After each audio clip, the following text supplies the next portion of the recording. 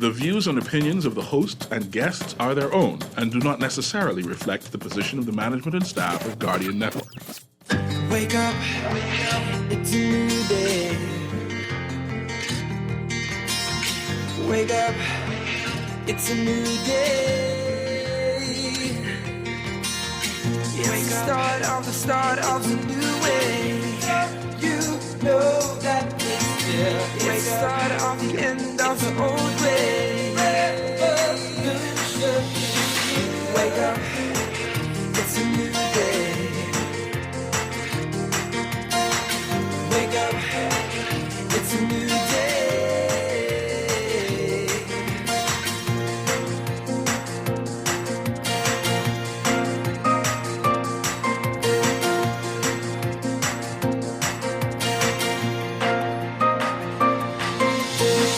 Wake up, it's a new day.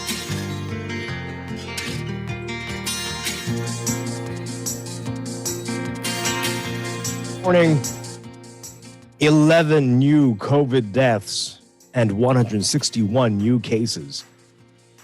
Unions at odds over the deal with the PLP, and a final farewell to A.D. Hanna. It's all straight ahead this morning. I'm Dwight Strachan, and this is Morning Blend. Wake up, it's a new day.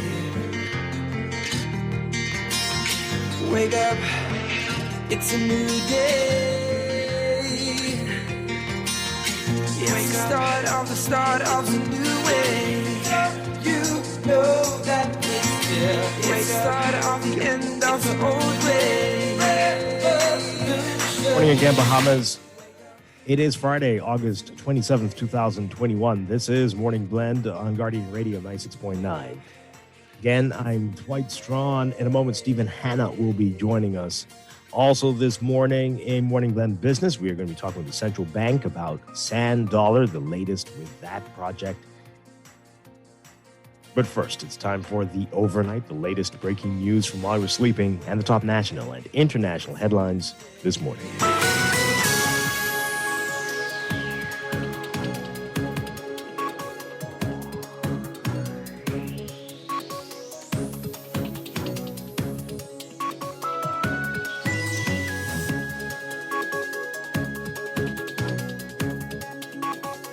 Tonight, the Ministry of Health reporting 11 new COVID deaths. This was on the dashboard for the 25th of August.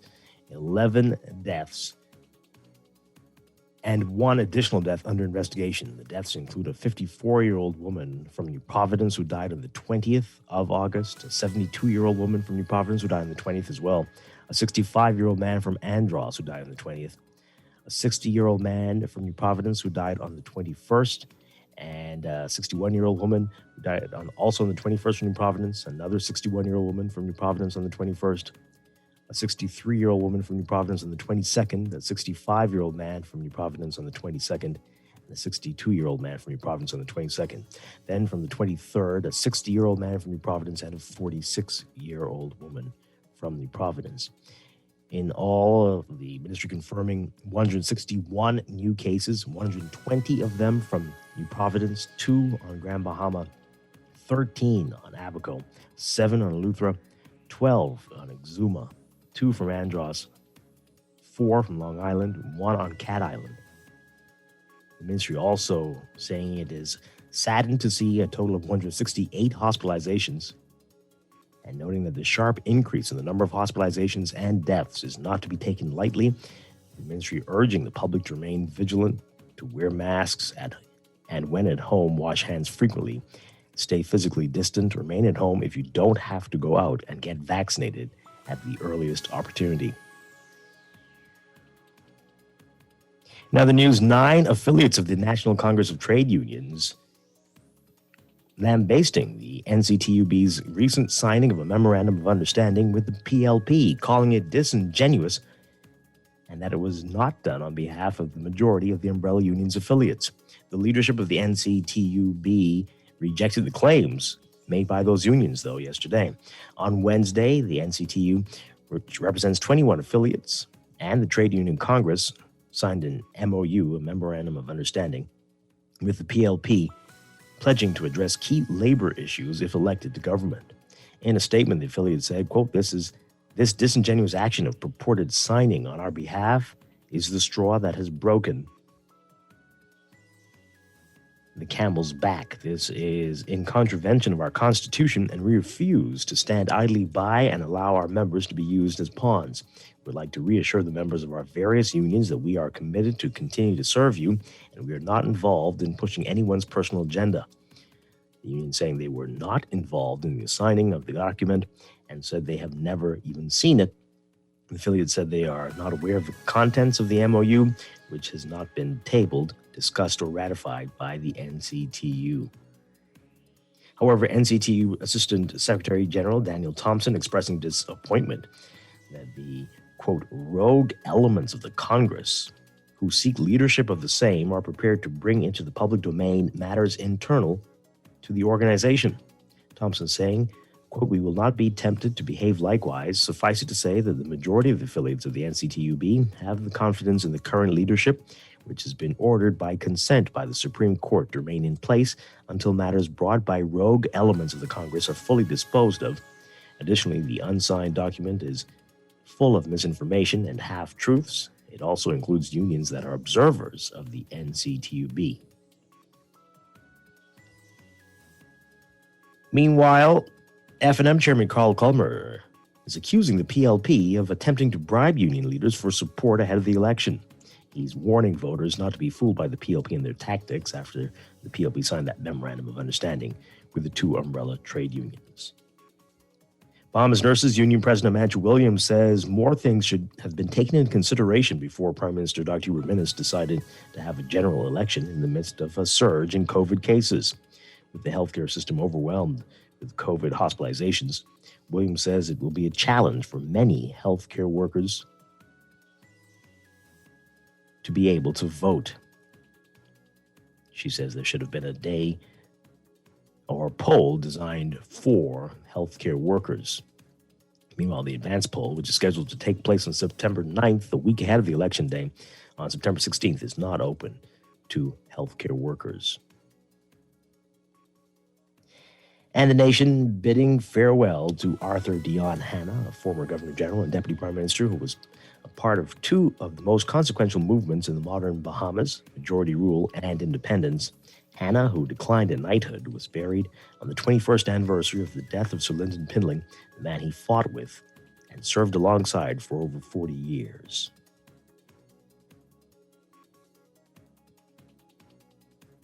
Overseas, New Zealand's government has extended a strict nationwide lockdown through Tuesday as it tries to quash its first outbreak of the coronavirus in 6 months. Prime Minister Jacinda Ardern saying today the government expects to keep Auckland, where most of the cases have been found, in full lockdown for at least 2 more weeks.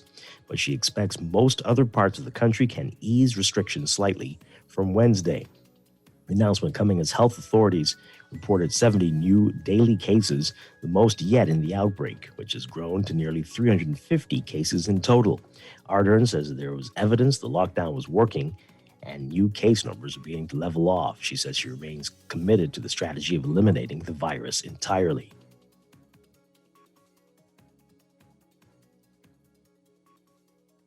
A federal prosecutor is accusing Argentine President Alberto Fernandez of apparently violating his own pandemic restrictions decree by joining a dozen other people at his wife's birthday party. The action by prosecutor Ramiro Gonzalez means Fernandez could face a criminal investigation. The party was held last year at the presidential residence at a time when the government had banned social gatherings to impede the spread of COVID-19. Investigators began looking into the case when a photo circulated this month showing Fernandez together with his wife and other unmasked people standing around a table with remnants of a party. The government acknowledged that the photograph was taken on July 14, 2020, at a moment when restrictions were in place. The president publicly apologized.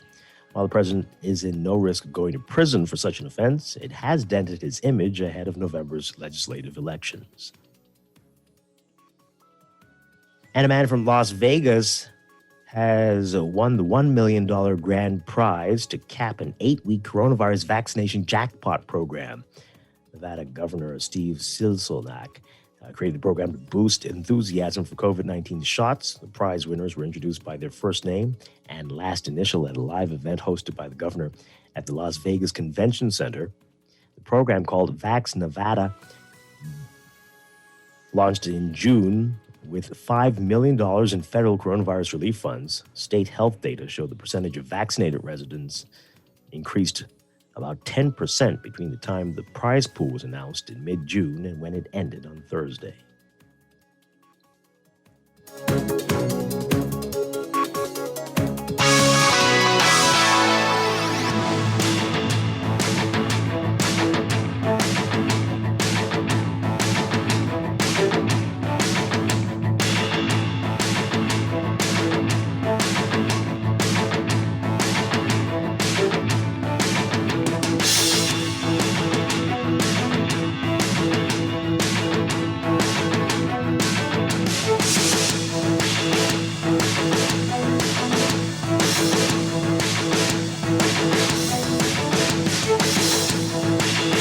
NFL says 93% of players are vaccinated for COVID-19, and the league wanted mandatory vaccination, but the Players Association wouldn't agree to it. The league also has asked the Players Union to adjust protocols so vaccinated players would be tested weekly instead of every 14 days.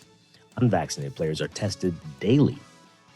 The NFLPA president, J.C. Tretter, a center for the Cleveland Browns, says the decision not to make vaccination mandatory was done by the league, but league officials disputed that assertion. The NFL officials also do not have a vaccine mandate. The league reported 68 positive cases out of 7,190 tested individuals between August 1st through 21st. The 0.95% incidence rate is lower than in most communities.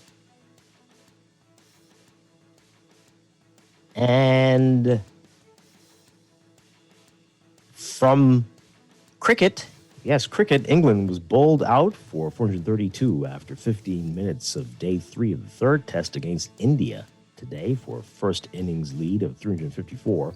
Resuming on 423-8, England had Craig Overton trapped by Mohammad Shami for 32 before Ollie Robinson was bowled by Jasprit Bumrah for 0. India, which was dismissed for 78 inside 2 sessions on day 1, leads the 5-match series 1-0. That's cricket. And that's sports. And that's the overnight. Time for your first look at weather.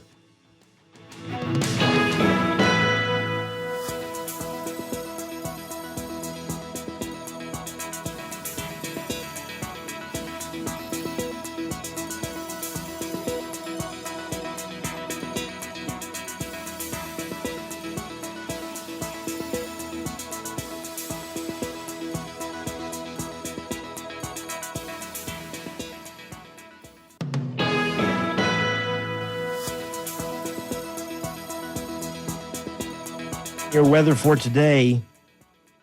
Residual moisture along with mid-level troughing continues to produce pockets of showers over the islands today as high pressure supports moderate winds across the country. There's a slight risk of waterspout activity, and beachgoers should continue to exercise caution along eastern shorelines due to the risk of rip currents. And everybody's being advised to remain hydrated and limit outdoor activity as we're expecting heat indices in the triple digits today. For all areas, your forecast calls for variably cloudy, hot, and breezy conditions with a few isolated showers and the chance of isolated thunderstorms, mainly in the northwest Bahamas. Smallcraft caution remains in effect for boaters. Winds east to southeast at 15 to 20 knots, seas 4 to 6 feet. Temperature-wise, right now, about 83 under partly cloudy skies in Nassau, about 82 in Freeport. Look for highs getting up to around 91 Fahrenheit, 33 Celsius. Overnight lows getting down to 75 Fahrenheit, 24 Celsius. As we said, the heat index is going to be a major factor today, getting up to as high as 104 Fahrenheit, 40 Celsius. Keep that in mind today. That's your first look at weather this morning. We'll have your extended outlook and a look at the tropics coming up after traffic in just a bit.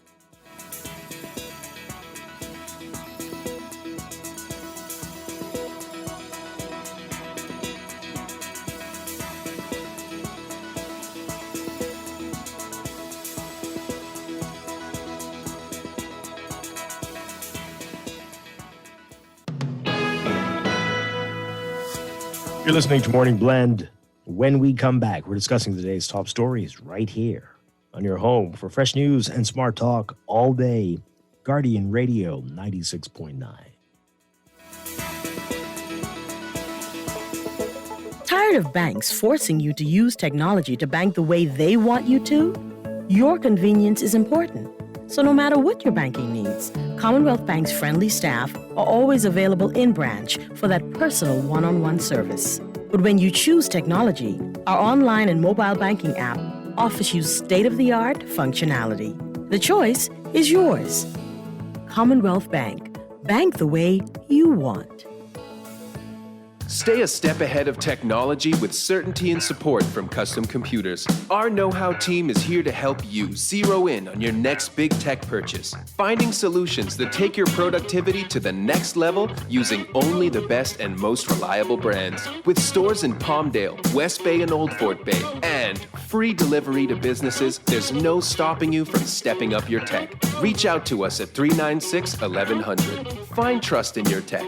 Count on Custom Computers. This is Guardian Radio 96.9 FM. Fresh news, smart talk, all day.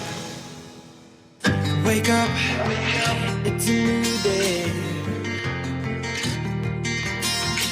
Wake up, it's a new day. It's the start of a new way. You know that it's here. It's the start of the end of the old way. Wake up, it's a new day. Wake up, it's a new day.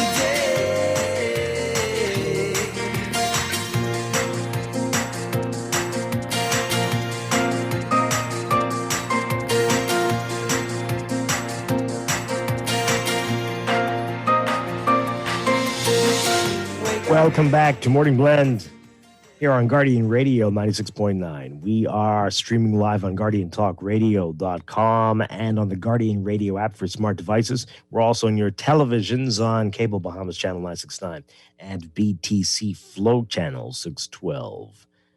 You can tweet us at morningblend969 or facebook.com/morningblend969.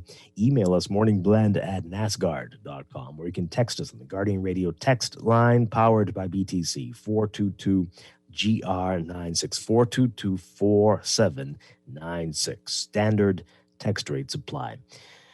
Once again, I'm Dwight Strachan. In a moment, Stephen Hanna will be joining us. I'm here, though. Oh, you're here. Good morning, sir. Great to have you with us.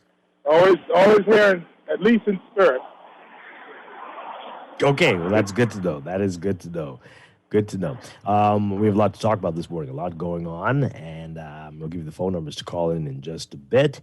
And coming up, we're going to be talking about all those things in the news. And then later in Morning Blend Business, we're going to be talking about Sand Dollar, and the central bank is going to be giving us an update on how that is going out. And so we're looking forward to that coming up. But let's begin now, though, with what's in the news.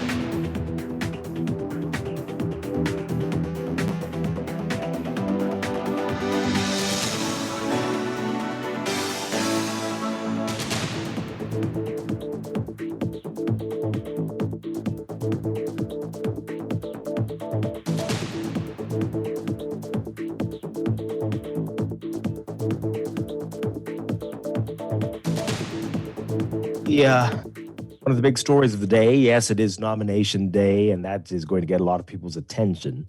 But it's very interesting that this is coming out on this day, released just after 2 o'clock this morning, as they didn't do it yesterday, but the dashboard for the 25th of August, released this morning just after 2 o'clock, and we see the shocking numbers. 11 deaths have been confirmed. These are going back to the 20th and up to the 23rd, but 11 deaths in this latest dashboard, and 161 new cases, 120 for New Providence alone. And the hospitalizations, as we've been hearing for weeks now, that's a major concern. The Ministry of Health very concerned about that.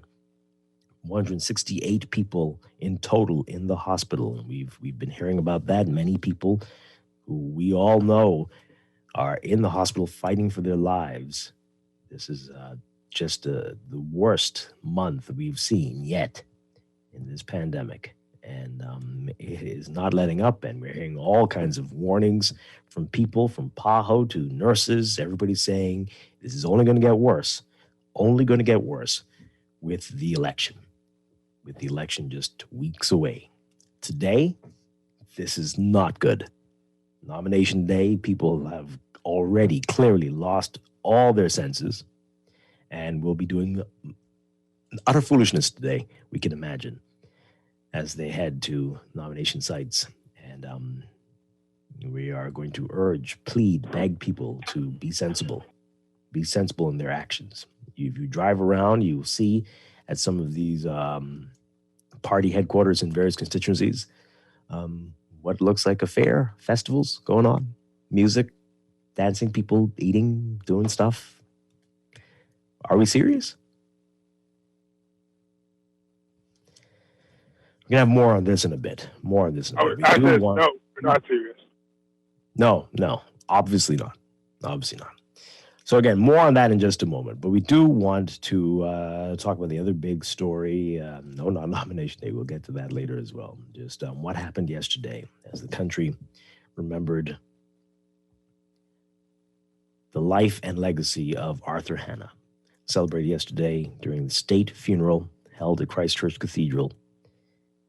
For more on what happened yesterday, for someone who's being hailed as a statesman and one of the greatest nation builders this country has ever seen, take a listen to this report from our Kyle Joaquin. Hailed as a giant among giants, Arthur Hanna was remembered today as one who was never afraid to fight. A member of Parliament for 32 years, Governor General and Deputy Prime Minister, his decades of service to the Bahamas were celebrated by family, friends, and the country's leaders during a state funeral at Christ Church Cathedral. He was happy to have his friends call him simply AD. He did not see it as a mark of disrespect when even relative strangers hailed him by his initials. It was his grassroots connection with them and they with him. Prime Minister Dr. Hubert Minnis and Opposition Leader Philip Davis noting a level of humility Hanna displayed while remaining a fierce fighter on the political front. His determination to put Bahamians first, his insistence that we build our country with our own hands, his compassion for the poor and downtrodden, and his insistence that they be put at the head of the line before all others. Hanna's dedication to the people forever etched in history as an ardent supporter of trade unionism, playing an integral role in negotiations for an end to the 1958 general strike. Most notably, Hanna went on to the Constitutional Conference in London in 1972, which culminated in the achievement of independence in 1973. Though he agreed to serve as Governor General, Hanna remained resolute in his refusal to consider a knighthood and became His Excellency the Most Honorable Arthur Hanna. Let us remind them that he was a national hero. Let us remind them that he was a passionate patriot. Let us remind them that he was a builder of the modern Bahamas. This humble statesman who did not want the funeral sermon to be about his accomplishments, but rather about the Logos, the Word, the God he struggled to serve. A socially distant state funeral with cabinet ministers past and present spaced out in the cathedral, all present to pay their respects to the longest continuous serving minister of finance ever in the country, and at one point, the right hand of Sir Lyndon. Reporting for the Guardian News Network, I'm Kyle Joaquin. Yeah, quite a day yesterday, and we would love to hear from you. on all of this, give us a call, 323-6232, 325-4316, 325-4259. Tweet us, Facebook us, and text us, 422-4796. We want to hear your thoughts on how we celebrated this icon throughout the morning. Text us about that today. And again, our prayers for the entire family and for the whole country on this. And may you rest in peace. All right. So, as we said, a lot happening today, a lot going on. We have nomination day. There's going to be a lot about that. We're going to get into this issue with the unions in just a bit.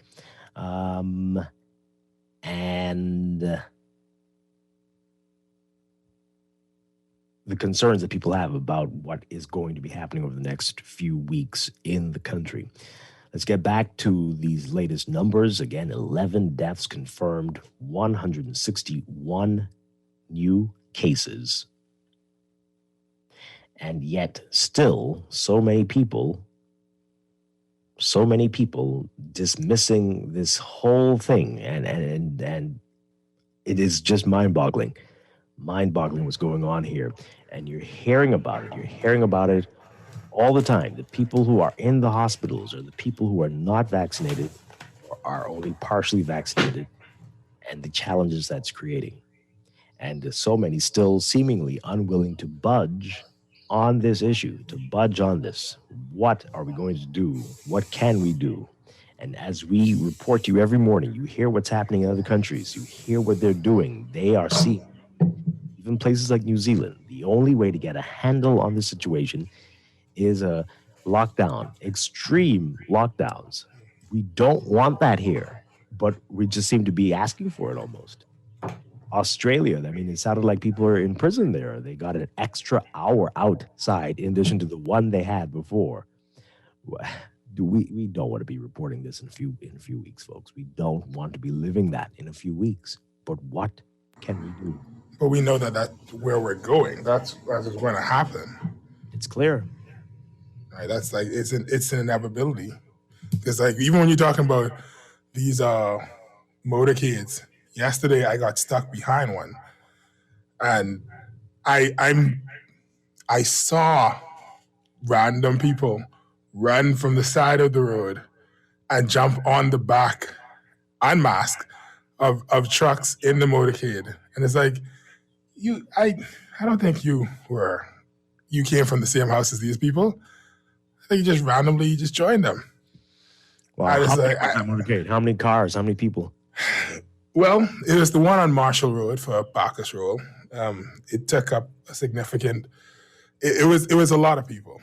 It was a lot of people, and it was very loud. And it's not like each vehicle only had one person in it. The vehicles were full. It felt like a regular, everyday motorcade. It didn't feel like this is a motorcade that was done, like as a response to Corona. It felt like, no, this is just a regular motorcade. At the end of this, you're probably going to have a rally. Like, that's what it felt like. I don't know if they did, but the motorcade itself didn't feel exactly the healthiest of options. And it's like, honestly, I have to question the mindset of these candidates, because it's like, bro, the people can't vote for you if they dead.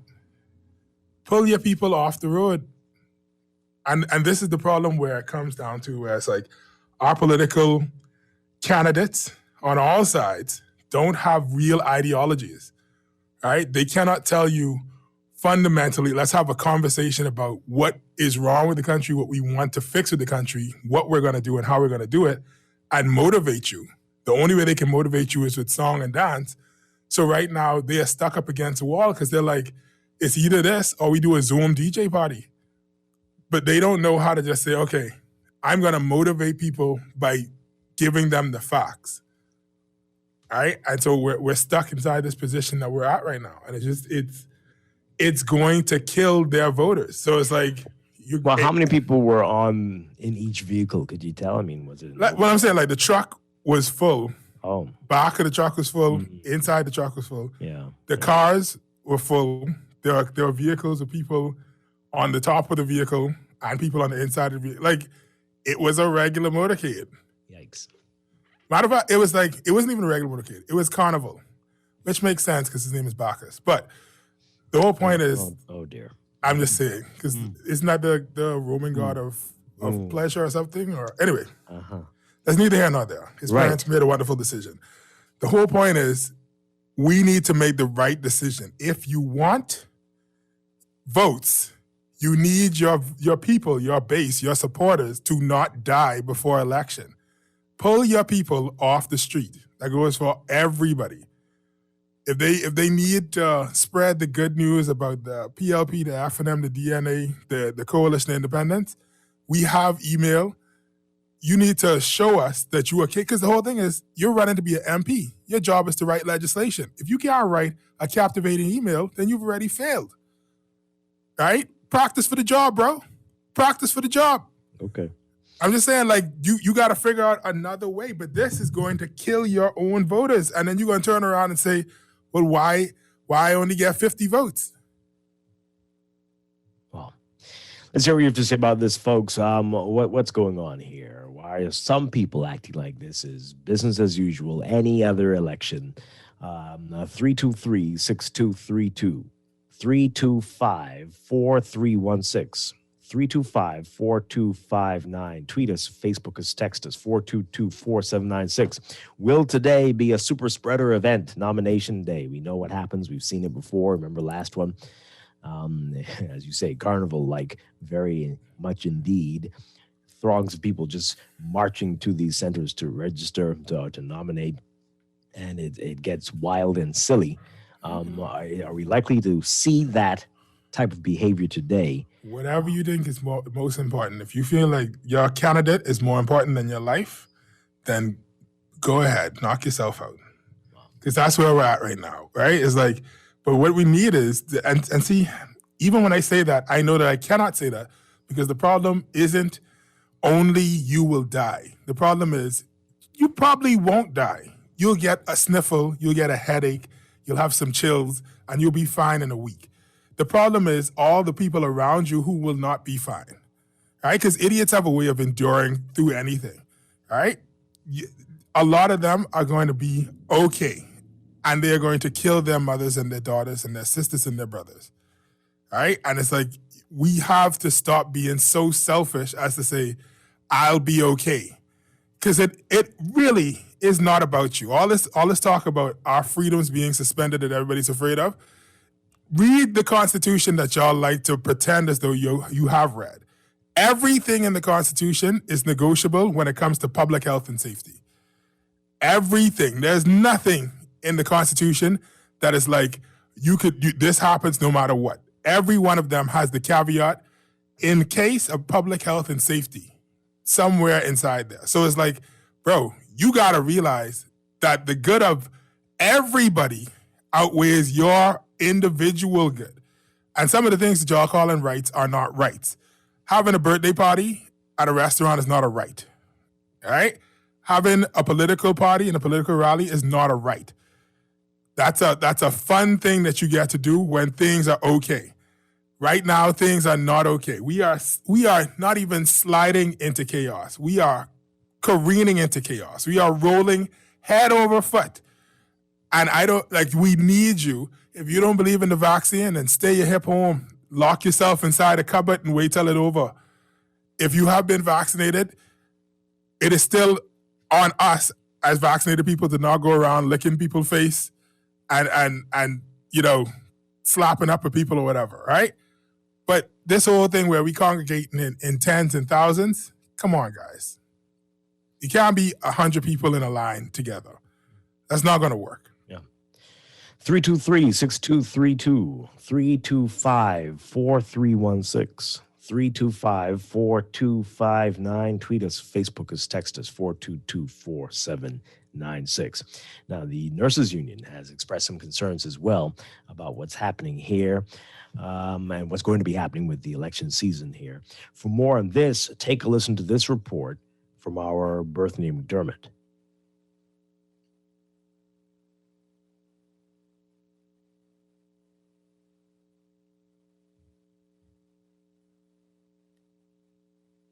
The Bahamas Nurses Union is warning that a general election amid a scary surge in COVID-19 cases will make an already disastrous situation worse. Amancha Williams says healthcare workers now have to strategize and prepare for that possibility. It's going to add, because then here again, we're for nurses and doctors, where they're fighting COVID. So that time frame that you take away, we've already have a shortage of staff. So then we have to work around everything else and take in consideration that if there's going to be a large gathering, how do we now combat this large gathering? How do we now carry out protocol? That is something that we have to embrace ourselves with. The Pan American Health Organization on Wednesday warned that elections increase COVID-19 transmissions. The month of August saw the most COVID-19 cases and deaths since the start of the pandemic. Infectious disease specialist Dr. Nakia Forbes said the country hasn't seen the worst of the surge, adding that more people will die before the situation improves. We then know that, hey, this weekend, the election run is going on. We have to now put in nurses versus police officer. You understand? So we need that hands-on. We don't have that right now. So all of that has to be in consideration because we don't want to lose any more lives. Williams also lamented the decision by the Prime Minister to hold a snap election, noting that they feel they've been left hanging. She also said healthcare workers should have been included in the advance polls. Should have not been left like that. So there's a lot of things to consider, in a pandemic. You want to have an election. Here again, we as a union, when we think about it, we have issues going to the polls. We don't want our workers not to be afforded the opportunity to go to the polls. So we know that on that time, that the nurse will be working or the doctor will be working or the maid will be working and taking care of COVID patients. Why didn't they design a poll just for us? The advance poll is on September 9th. Election day is September 16th. Reporting for the Guardian News Network, I'm Berthany McDermott. Okay, interesting points made there. When are we going to get into the future? The tomorrow? Well, I don't know. I do not answer. I got a nice philosophical response, but I mean, like the thing that what are we doing, Dwight? Why is this? Why is our political system decidedly super archaic? We still have these paper voter cards that you have to keep inside like a secret vote so that they don't mash up or corrode with time. It's just a piece of cardboard, or not cardboard, poster board that you could buy, for chart paper you could buy from a store. We have to stand in these long, ridiculous lines. There's no alternative to voting. It's like we knew that we had at least a year or 2 years before election was coming. Nobody was like, we should probably figure out a backup plan. Well, you could start that the week after the previous election, right? So you have... No, but see, I'm assuming that you could. They could have started it 2 decades ago, right? When everybody else was changing stuff. But I feel like from that point, they were saying to themselves, oh, it's okay. This will work for now. We'll just keep on using this piece of poster board that we got from the food store, and that works. And we'll keep Polaroid in business by taking these pictures and taping them onto this piece of paper. But I'm saying they knew that you knew about Corona from 2020. It's 2021. Everybody assumed that the election was happening in 2022. That means you had time to start preparing for something else. There is nothing else. There was no preparation for anything else. Based on how things are going right now, I don't think there was any preparation for anything at all. And it's like, that is a failing of the parliamentary office. Like, I can't just blame the sitting government. I had to blame that department. They failed. They should have. What were you guys doing? Did you recommend anything? Did you push anything? It's awful, and the fact that you can tell they've brought back the wonderful Errol Bethel thank shows God. that Somebody with sense, right, shows that they are very lost and that things are. Dwight, they wouldn't answer the phones there. Well, Well, I've had a different experience. They answer the phone, but that doesn't help you in any way, shape, or form. They answer the phone for you. They don't answer the phone for regular. No, I mean they don't know me. who I am. I just call a regular line, but it doesn't help you. Them answering, you might as well not answer. But anyway, it's a disaster. It'll be a miracle if we get September 16th off without any issues. If we know who the winner is, the night of the 16th will be a major miracle. No matter what happens, it'll go to election court because it's going to be 50 people vote in each constituency, and 19 of them vote for expletives. Right? It's going to be like some expletive is going to be written on the paper. Yeah. Well, they've refused to do any education on this. They haven't they made themselves available to most of the media. I know they do news stories here and there, but it's been bad. And, but so they're doing it like PR. Surprising. What? They don't know what PR is? No, I'm saying they're trying to use the news like PR. So they only go in to talk to them when they're ready. They're not really open to like interrogation. Like, yo, what's going on? Right. Where y'all been at? Countless opportunities to come and talk to us. They refused. They're afraid of the public. So ridiculous. Absolutely ridiculous. But anyway, we'll see what happens. All right, we've got a lot of calls and we've got a lot of text messages coming in. Let's take this call. Good morning, caller. You're on the air. Good morning, guys. How are you all this morning? Well, we are here. That's good. Well, I'll put it this way, Dwight. Everything rises and falls on leadership. Listen, the Prime Minister called the general election during the height of the third wave. It's not just the beginning of the pandemic. It's the worst part of the pandemic we have ever seen in our lifetime. Okay? We don't have ventilators in the hospital. We have limited oxygen. We don't have no bed space. But now they're getting ready to have rallies on the weekend. Drive-through rallies on the weekend at the carnival site. You see anywhere at the carnival site you can have a drive-through rally, Dwight? There's anywhere at the carnival site or by the sports center that you can have a drive-through rally? My goodness. Could you imagine that anywhere in your lifetime that there's going to be a drive-through rally? There's nowhere for persons to drive through and turn around. Not at the carnival site. You know what they should do? What's the point? What is the point? Huh? They should just lock the. But my thing is, I thought everything would have been virtual. When they go there, they should just close the gate behind them and just leave them there for 2 weeks. But I'm saying to you, they're not concerned about bed space at the hospital, ventilators, no oxygen, but they're more concerned about getting reelected. You know? Wow. And I think this is the worst time in our history that they should have called a election. I think we should have had more bed space and ventilators and oxygen before we even think about a rally or even calling a general election. Because what's the difference? It's only 6 to 8 more months before he had to call a general election anyway. What difference would this make? This is not going to make any difference because whatever persons are going to do, their minds have already been made up from about 8 months to 9 months ago. Possibly. But I mean, they could have done some of the things they promised, right? Yeah, exactly. They would have had time to do some of the things they said they were going to do. Yeah, they said they want a new mandate. But how the hell are you going to get a new mandate after borrowing almost $5 billion? And the behemoth people can't feel, touch, or see where the money has been spent. Okay? Yeah. Have a nice day. Thank you very much. All right, so we're getting this text here. It's a drive-up rally. Oh, my goodness, it's not a drive-through rally. That just sounds stupid. Well, I don't know what the difference is. They both sound the same. You park. Drive up, drive through. Right. And you know what's going to happen? All these people are going to have lung problems from the carbon monoxide because some idiot ain't going to turn off their car. Well, it's going to be hot. So, no, is it a day? Is it a day? Oh, that's right, because we have curfew. Okay, so expect all of them to try to get to the hospital because of carbon monoxide poisoning. And then the idiots are going to be like, oh, why didn't somebody warn us that this could happen? I was sitting behind a very large Ford F-350 while it was pumping smoke in my face, and I just thought I was feeling the euphoria from the speaker. I didn't realize. Cool. Okay. Cool. You know, there is no good end to this. Yeah. The only solution is, and everybody can do it.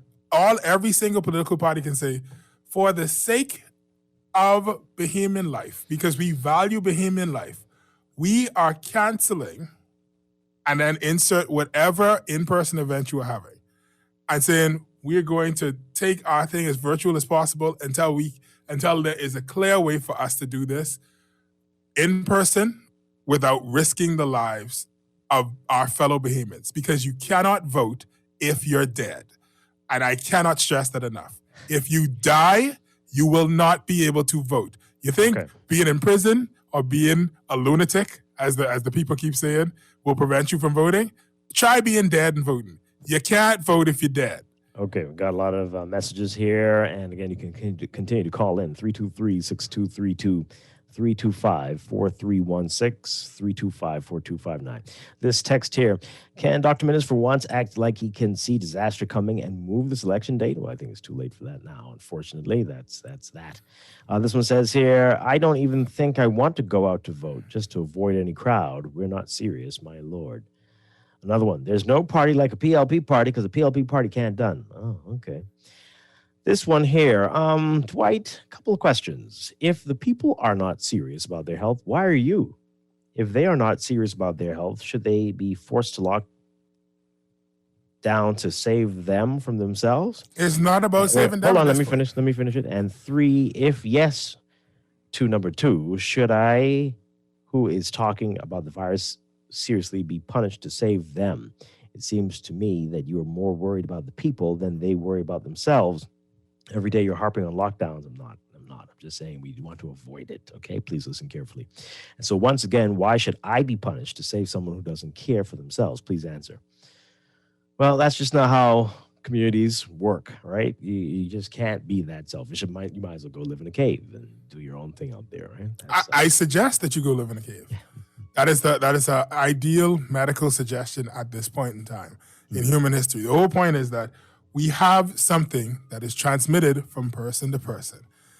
There's a level of selfishness that has grown so incredibly large in the 21st century, where everything that minorly inconveniences us, or maybe majorly inconveniences us, is an infringement of our rights. And it's like, you are being inconvenienced. You are not being murdered.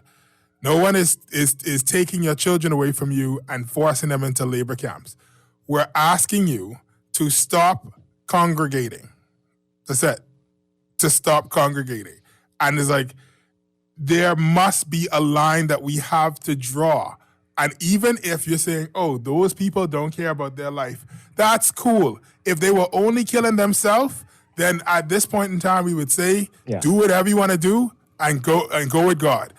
But at this point in time, when they do something dumb, it rubbing off on the rest of us, because they doing something dumb and then they go into the food store and touching every can of corn. And you and your wife go in the food store and say, oh, I want to do something special for my honey. I want to buy him some corn to go with the curry and chicken. And now the whole family's sick because that dude didn't stay home when he knew he was sick, when he was showing symptoms, because that dude didn't want to get a vaccine so he could lessen the chance of him catching it and transmitting it and all these other stuff. And now everybody's sick and dying because we are taking our personal privileges and conflating them with our rights. And those are two very different things. You gotta be able to sacrifice something, guys, if we want to move the country forward. Otherwise, don't worry about it. We all gone dead anyway. All right, let's take this call. Good morning, caller. You're on the air. Good morning, Glenn. Hi, good morning. Finally, we get to feel what it's like to be between a rock and a hard place. Because, when you look at a red spot on Jupiter, I could represent that being the FNM. And the corona mass ejections that come from the sun, well, that's that yellow PLP. We right smack in the middle. I told you Jupiter at opposition. It means something. What it simply means is this. Everybody is trying to win our souls, to win our claim to what we own. And they want to say they own it for us so they can represent us. We don't need a sovereign to consent to their services. Maybe we could get that straight and move away from the red and the yellow, because they're both going to consume us. Thanks for taking my call. Okay, all right. Let's get back to the text line. Was that the daily horoscope? This person says here, I saw the motorcade. We are in trouble. Another one here. At the end of the day, it's called personal responsibility. Often, again, we blame governments or parties for adults who should know how to be responsible. I don't know why. See, I hear what the person is saying, But there comes a point in time where I cannot wait for you to catch sense and have personal responsibility if you are going to mistakenly kill somebody. There's a reason for speed limits. There's a reason for seatbelts, because we cannot rely on individual personal responsibility because everybody think they could drive. And so it's like, we need to figure this out before we get to the point where we seatbelt the whole country down. That's what Dwight is afraid of. That's what we all feel is inevitably coming, particularly right after election. Guys, I just want the least amount of you to die. Please get off the road. This one says, I know one thing. I wouldn't put myself out there to get sick for the PLP, where the leader jumped ship the minute he got sick. Oh, boy. Oh, my goodness. Okay. This one says, I couldn't agree with, I think they mean Stephen, more. The candidates do not understand, Chester, of course. The candidates do not understand what is required to be an MP. Many of the candidates are running, preparing themselves to be distributors of cards on Mother's and Father's Day, ham and turkeys at Christmas, and attending funeral services. And sometimes not even that. These lazy persons nowadays, all they do is they pay $1,000 to a printer to go set up a sign in the middle of the constituency, and that's it. Happy Father's Day to the constituency of blah, blah, blah from your MP, blah. And that's the only time. Honestly, Dwight, I sometimes forget who the MP is inside this area. I thought his name was Malcolm, thought it was Matthew, thought it was Matthias. Apparently, it's Michael. Who knew? Who knew? Because the only time you see, and the only reason I vaguely know what his face looked like is because before the hurricane, he had a sign directly outside of my door. That's literally the only reason I know. And these worthless sacks of human beings. Well, folks, to pull their people off as the I road. say to you, you all are not going to get what you're looking for with this type of system. I don't know how often it needs to be said, right? Over and over until everybody get it. Okay, in the traditional sense, an MP is there to legislate. You don't legislate. Yeah. These guys don't legislate. Let me finish my point. But you all want something different, right? And you are not going to find that in this horrible system we have here. You're looking for local government. That is the only thing that's going to be able to do what you really, really need to happen. Definitely. And every single year, we hear the same nonsense from every voter about how they didn't see the MP and they didn't do this. Oh, please stop. Please stop it now. The only reason this is what you need your MP for, to make this become a reality, that we need true, real local government for New Providence. Real community leaders who know where the problems are, what needs to be fixed, and will work to get that fixed. Not people who go to the House of Assembly to talk foolishness and waste time and bang on tables at every stupid comment. If they did that, if they at least did, the aggravating thing is, they are not doing anything.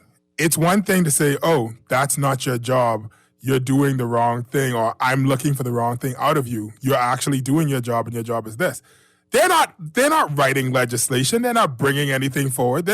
Half the time, most of these guys, when they step forward to talk, the only thing they say is, I greet you in the name of the people from this, the good people of this constituency.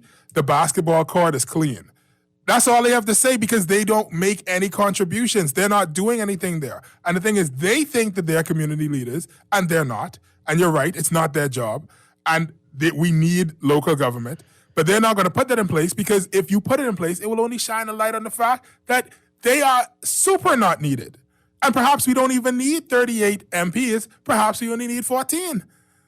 Because the truth of the matter is, once you have local government, what do we need these guys for? Because they're not right to make better laws. Right, but I'm saying we don't need 38 people, because half of them are not. They don't even debate the laws, Dwight. They don't even debate it. Yeah, well, they don't need to, because we know how it works. You are with this party. You just vote on it. They're in government. You vote in favor. Exactly. With the opposition, right? But they do that because somebody in that house there has a say on whether they get a nomination again. If it didn't work like that, if they could vote for how the people in their constituency wanted them to vote. So let's fix all of that. Let's fix that while we fixing local government as well. Everything needs to be fixed. Right. But we are all we are concerned about is going to rallies and driving through and partying and dancing and who has the best jingle. So you get what you deserve, baby. No one has a good jingle this year. So you get what you deserve, and you're getting it, and you deserve it. You deserve it. So save those discussions for another show. Okay, until we want to have the real one. Now, let's get back to these text messages. Somebody says here, something greater than the fear of hundreds dying caused Dr. Minnis to call this election. What is it, though? We'd like to know. What is it? What is it? This one says here, with COVID around, who's going to dip their finger in that ink after thousands of people do? And the other day, I passed the POP stand giving out T-shirts, and there was no one taking POP T-shirts. Why are you complaining about the unvaccinated? All the appointments are filled to be vaccinated. Get off your high horse. My high what? And then it met me because I said. No, they say Dwight. They said Dwight. I mean, so what? Come on now. I've got friends. I've got family, people who aren't vaccinated. So what do you mean by that? Just don't care? And what high horse? You all really have a lot of issues. Really, really do. Boy. Anyway, someone says, pay the nurses and people will stop dying suddenly. I don't know if that's what she's saying. I don't think that's what she's saying. Anyway, okay.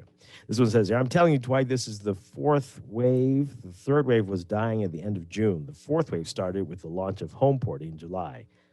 Well, I don't know. I don't know about that one. But, I mean, the number of people, let's see, there was something I noted the other day. The number of people with a history of travel, it used to be in the single digits, but it looks a little different. Let me confirm that. Anyway, I'll confirm that one. Are you reading something or are you thinking aloud? I'm thinking aloud. I'm looking for it. I saw it the other day, and a good number of people with a history of travel.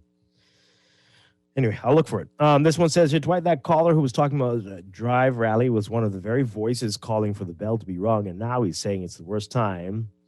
This is PLP hypocrisy. Okay. Hey, listen. Well, yeah. No, you're right. No, it is. But there's a couple of our callers who sound alike, but maybe. Yeah, that's crazy. But this is a bad time. You know, you could say, I'm calling the election. It's going to be in March. And you could have done that now, so everyone could be prepared and know what's happening. So go and get ready. The point of a snap election is to make sure nobody is. You know, but again, does that benefit anybody? Will that benefit this party? We'll see. We will see.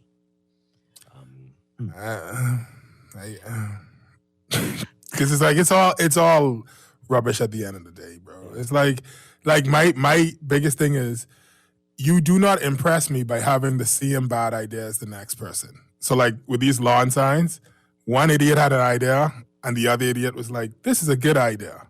And now we have a bunch of idiots putting up lawn signs all over the place. One person is like, you should call election. The other person is like, okay, I call election. And then the first person is like, that was a bad idea. It was your idea. You guys said, everyone's an idiot. No one is impressing me by having the same bad idea and then pretending as though it wasn't their idea. Like we don't have footage of you saying, do this thing now, immediately. We ready today. You know, so it's like, just all of you, just go straight down Tonique William Stalin Highway and take a left before you hit Mario's Bowling Alley and just walk straight to the dump and just sit there. And we'll come for you guys next year. Just sit there. Just sit there. Wow. All right. 323-6232. 325-4316. 325-4259. Tweet us, Facebook us, text us, 422-4796. All right. This person says, Dwight and Steve and I just hate the double standard. Remember when the people wanted a motorcade for Labor Day and we were saying they would be in their cars, so it would be no social in-person gathering, but we're still denied. Now they want some sort of rally. It's okay. Major eye roll. And yeah, worse than that, they're piling, as Steven says, on the back of trucks, right? That wasn't random people jumping on the truck. That's not what people were going to do for the motorcade for Labor Day. They were going to be, right, in the car with maybe somebody from their household, right? And but this is different. This is crazy. Yeah, it's insane what politics will make people do. Another one here. The Prime Minister is to blame for this. How can you call an election in the height of a pandemic? Please, Lord Jesus, remove him from leading our country, please. Okay. But this person says there would not be a good day for any election because we don't know how long the pandemic will last. And then if the date was extended beyond May 22nd, May 2022, then that would be yet another complaint. Damn if you do or if you don't. Well, remember now, the election had to be called by May 2022. Yes, it doesn't have to happen. Extended. Right, and like once again, letting the clock run out, no one is going to blame you for letting the clock run out. Right? Most people expected the clock to run out. So it's like no one's said I don't know about that one. I don't know about Well, I'm sorry.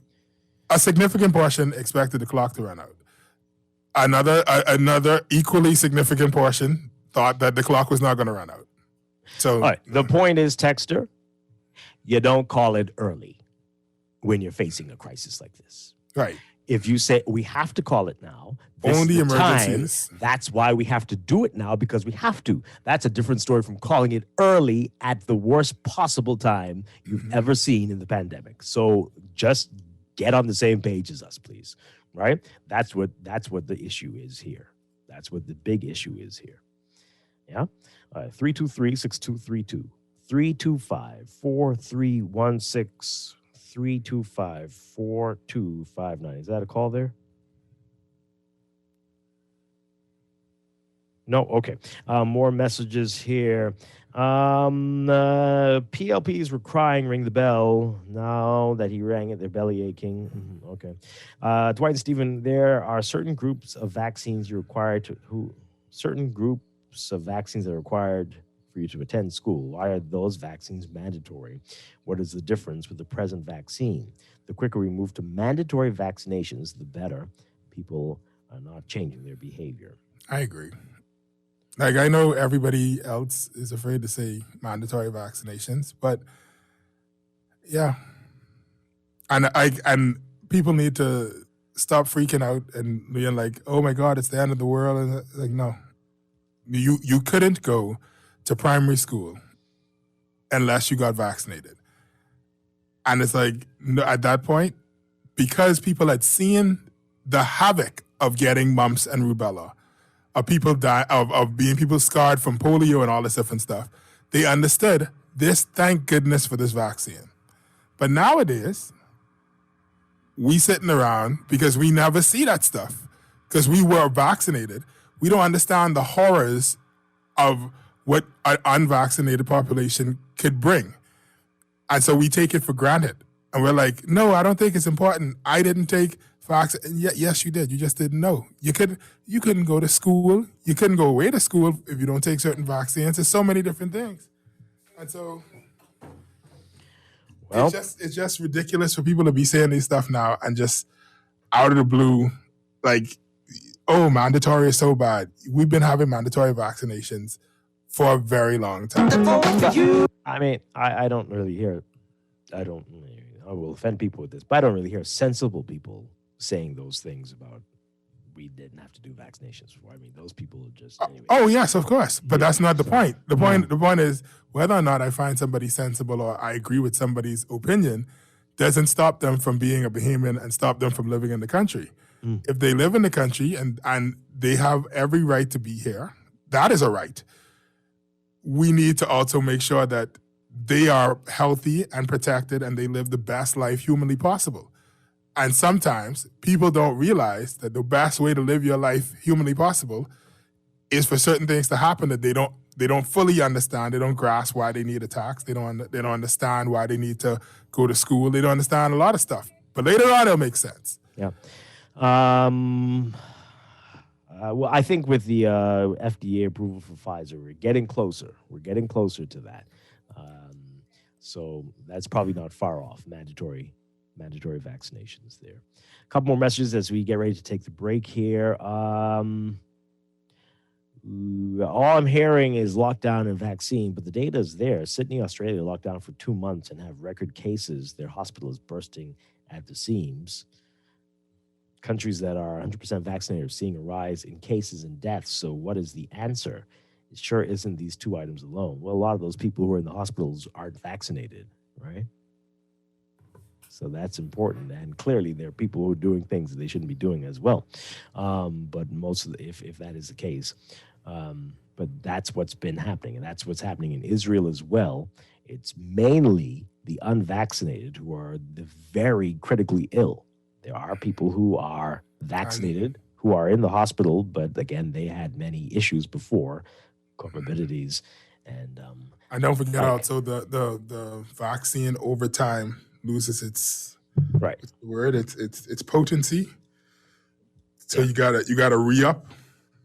Same way you don't just take one vitamin and then call it a day, or I ate broccoli 3 years ago, so why do I have to eat vegetables today? In the same regard. Yeah. All right, let's take that break now. We'll be back with more on this. Got a lot of your messages coming in. We'll get back into that after the break. This is Morning Blend on a Friday morning here on Guardian Radio 96.9.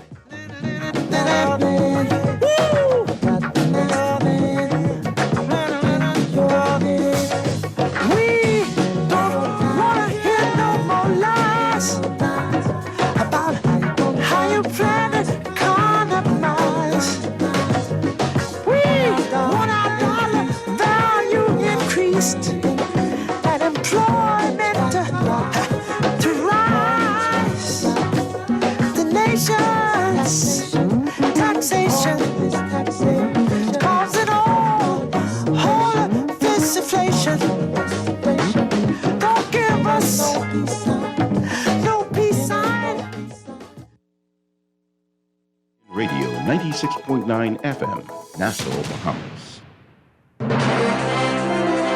This is AP News. I'm Rita Foley. The U.S. is warning there could be more attacks like the suicide bombings that killed more than 100 people near the airport in Kabul, Afghanistan yesterday. 13 U.S. troops died, at least 95 Afghans. President Biden's promising to punish those who did this. We will not forgive. We will not forget. We will hunt you down and make you pay. AP correspondent Jackie Quinn. President Biden calls it a terrorist attack by the group ISIS-K. We will not let them stop our mission. We will continue the evacuation. Saying even after U.S. troops leave at the end of the month, there will still be evacuations for Americans. He says there's no evidence at this time that shows the Taliban was involved and that these bombings will be avenged. We will respond with force and precision at our time. Critics have blamed Biden for the evacuations coming late and turning chaotic and deadly. Jackie Quinn, Washington. This morning, the U.S. is resuming evacuation flights from Kabul. The anxious crowd outside the airport is as large as ever. One man telling us he, his wife, and their 3 small children are trying to get out of Afghanistan because after yesterday's attacks, they're afraid there will be more trouble. A hurricane watch is in effect for New Orleans. Louisiana's declared an emergency because of Tropical Storm Ida. Ida could be near major hurricane strength by the time it reaches the northern Gulf Coast. The National Hurricane Center's Robbie Berg. This does put areas, especially like Louisiana, Mississippi, and Alabama, under the gun of possible impacts in a few days. The Supreme Court will let evictions resume across the country, blocking the Biden administration from enforcing a temporary ban. It was put into place because of the coronavirus pandemic. This is AP News. When the man who killed Robert F. Kennedy goes before a parole hearing today, the DA won't be there to challenge his release. Strachan, who was convicted of the 1968 assassination of U.S. Senator and Democratic presidential candidate Robert F. Kennedy, goes before a 2-person panel of the California Parole Board Friday. It will be the 16th parole hearing for Strachan, but for the first time, no prosecutor will be there to argue for his continued incarceration. Los Angeles County District Attorney George Gascon, who took office last year, is sticking to his policy that prosecutors have no role at parole hearings. The last parole hearing for the 77-year-old Strachan was in 2016. Commissioners concluded Strachan did not show adequate remorse or understanding of the enormity of his crime. I'm Mike Gracia. Stocks were down yesterday. The Dow dropped 192 points. The S&P down 26. The Nasdaq down 96. I'm Rita Foley, AP News.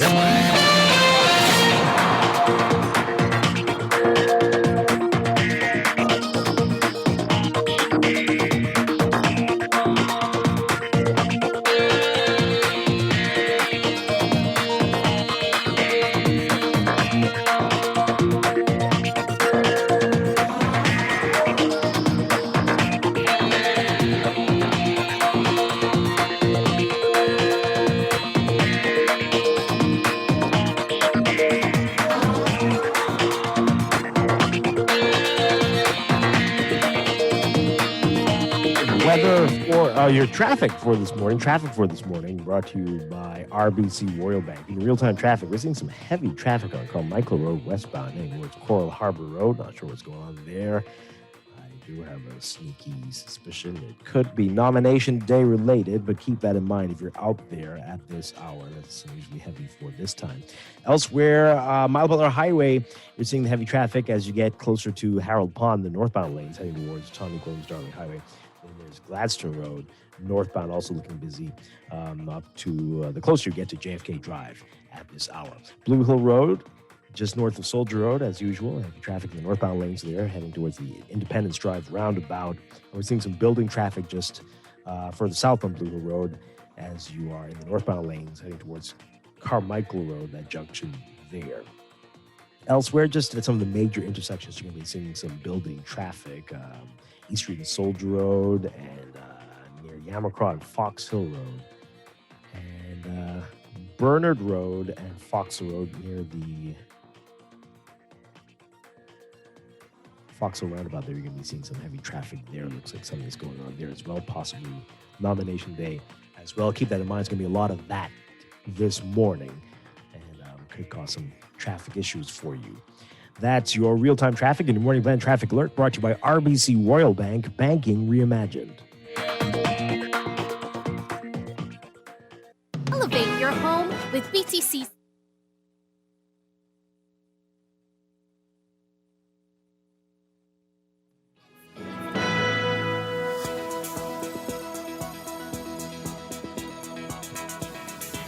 And let's get another check of your weather for today. We've got residual moisture along with mid-level troughing that continues to produce pockets of showers over the country as high pressure supports moderate winds around the islands. For all areas today, we're looking at variably cloudy, hot, and breezy conditions with a few isolated showers and the chance of isolated thunderstorms, mainly in the northwest Bahamas. Small craft caution remains in effect for boaters. Temperatures today getting up to around 91 Fahrenheit, 33 Celsius, but the heat index will be in the triple digits again, and so everyone's being advised to remain hydrated and limit outdoor activity. The heat index up to 104 Fahrenheit, 40 Celsius today. Overnight lows tonight getting down to 75 Fahrenheit, 24 Celsius. In your extended outlook, high-pressure ridging will continue to support moderate winds over the islands. Meanwhile, trailing moisture associated with Tropical Storm Ida, we'll tell you about Ida in a bit, will keep shower chances in the forecast as it moves westward towards the Gulf of Mexico. So for tomorrow, Saturday, variably cloudy, hot, and a bit breezy with isolated showers and thunderstorms mainly over the northwest Bahamas. Sunday, variably cloudy, hot, and a bit breezy again with isolated showers and thunderstorms mainly over the northwest Bahamas. For the tropics, we have, in addition to Ida, an elongated area of low pressure over the central Atlantic, about 650 miles east of Bermuda. It's producing organized showers and thunderstorms. The system has medium chance, about 60% chance of tropical cyclone development through the next 5 days. Then we've got a tropical wave located midway between the Cabo Verde Islands and the Lesser Antilles. That continues to produce a large area of disorganized showers and thunderstorms. The system has a high chance, about 80% chance of tropical cyclone development through the next 5 days. With Tropical Storm Ida, Ida is strengthening as it passes through the Cayman Islands. Air Force Reserve and NOAA Hurricane Hunter aircraft are en route, and we're going to be investigating the system this morning. As of 5 o'clock, Ida was about 50 miles northwest of Grand Cayman, or about 145 miles southeast of the Isle of Youth. Ida is moving toward the northwest near 15 miles per hour, and this general motion is expected to continue over the next few days. On the forecast track, Ida will move away from the islands this morning, pass near or over the Isle of Youth and western Cuba later today, and then over the southeastern and central Gulf of Mexico tonight and Saturday. The system is expected to approach the U.S. northern Gulf Coast by Sunday. Could be a major issue for Louisiana. Right now, maximum sustained winds are near 45 miles per hour. Additional steady to rapid strengthening is forecast. Ida could become a hurricane or even a major hurricane upon approach to the northern Gulf Coast of the United States. That's your Morning Blend weather check. We'll be back with more Morning Blend after these messages here on Guardian Radio 96.9.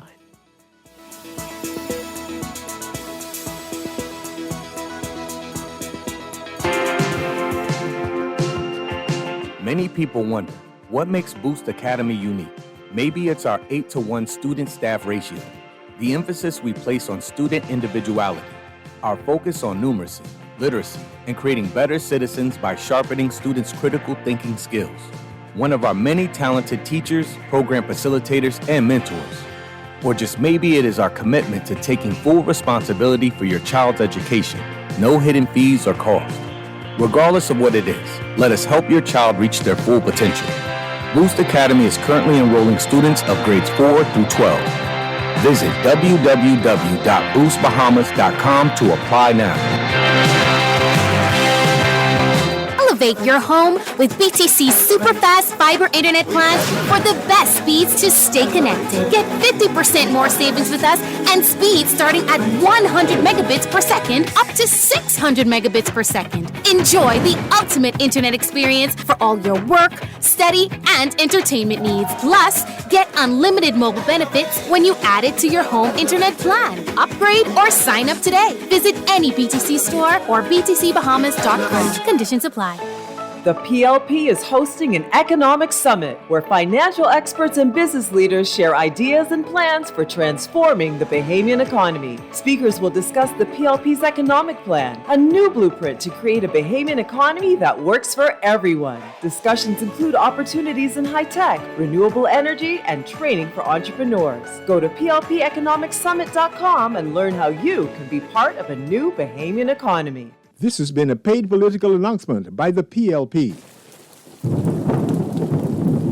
Be prepared for the rainy season with an RBC loan to fund your rainy season essentials. For hurricane shutters, generators, solar power systems, or general home repair, RBC offers a range of flexible and competitive financing solutions. Let us help you get started at rbc.com/Caribbean/get-a-loan. Special conditions apply. Reimagine your rainy season readiness with RBC financing. Breakfast just got better at Wendy's. Introducing the Breakfast Biggie Bag. Enjoy a double sausage muffin with 2 square sausage patties, a freshly cracked egg, and cheese served on a toasted English muffin, a medium waffle fries, and an orange juice for only $5.25, VAT inclusive. And an apple pie for just $1 more. Say what? At Wendy's, better breakfast is all day. Offers valid in participating locations. Wendy's, different inside and out. Let me ask you a few questions. What's your name? Pam. Favorite food? Steak. Beer or wine? Wine. Is your money safe?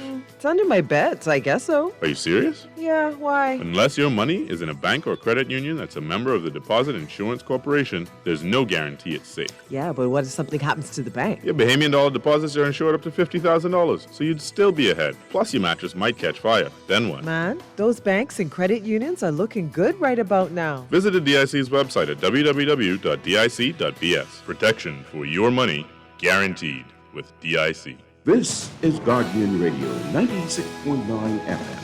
Fresh news, smart talk, all day.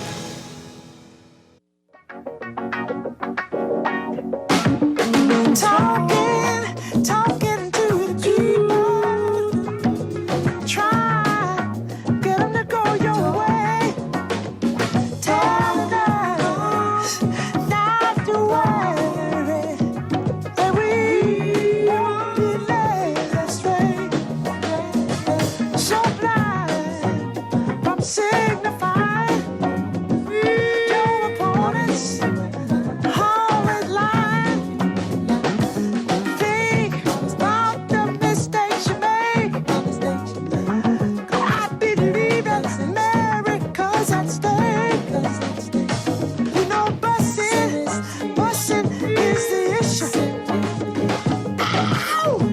Do you have a plan with you? Woo-hoo. If you have a plan, if you have a master plan, got the vote for you. Woo! Hey, got the vote for you. You're the man. And we are back here on Morning Blend on Guardian Radio 96.9. Dwight Strachan along with Stephen Hanna on this nomination day. As we said, already seeing some traffic likely being impacted by that. And So keep that in mind. How is traffic being impacted by it? Please don't tell me they're in the road. Well, clearly we're seeing some traffic in areas that don't normally have traffic, and we think they are related to that. So keep that in mind this morning. You can't wait nothing. It's all kinds of things are going to be happening, and it started already because it starts early. I think it starts at 8 o'clock, right? So yeah. All right. Dwight, are you going to address the texter? Yeah, I see some messages coming in, people asking. Thank you so much for your concerns. Really appreciate that. So I told you all that I was getting my second shot this weekend. That was yesterday, and it was going to be significant because I decided to mix. I'm a mixer. My first dose was AstraZeneca, and I got Pfizer yesterday. And some of the studies have said that is proven to be a bit more efficacious, as they say, than some other combinations. And so here we go. Yeah. So far, feeling great. Actually, feeling less sore in my arm than I did after my first shot. And no issues, no fever, no nothing. I did take the Tylenol that was recommended yesterday. But I thought Panadol was recommended. They are very similar, Stephen. Tylenol and Panadol are in the acetaminophen family. So, yeah. So it's cocaine, but go ahead. Panadol being the more British version of the thing. But yeah. So here we go. So far, so good. And feeling good about it. I'm sure nothing to be concerned about. Just likely we'll have to get a booster badly, but won't we all? And we need to let people. Like, I think what happens is sometimes a person will say something early on, and it's either dismissed or like we forget about it, and so when it comes back around, nobody remembers it. So I feel like it took forever for people to wrap their mind around the vaccine. We need to put the booster out in the air. Yeah. Even for Johnson & Johnson. Johnson & Johnson is admitting that as well, and we knew that. We knew everybody. Right, but I'm saying we need to start saying it now, even though some people haven't even taken their first shot. You need to ready your mind, gird your loins. It's not going to be 1, 2, you're done.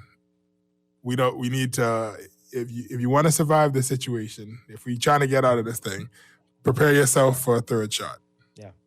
Yeah. At least. Absolutely. People messaging saying, yeah, Dwight, you won't be the only one mixing your vaccines. Yeah, I know there were quite a few people there yesterday. And I'm sure you're going to be hearing a lot more about that over the next few weeks. Definitely. So, hey.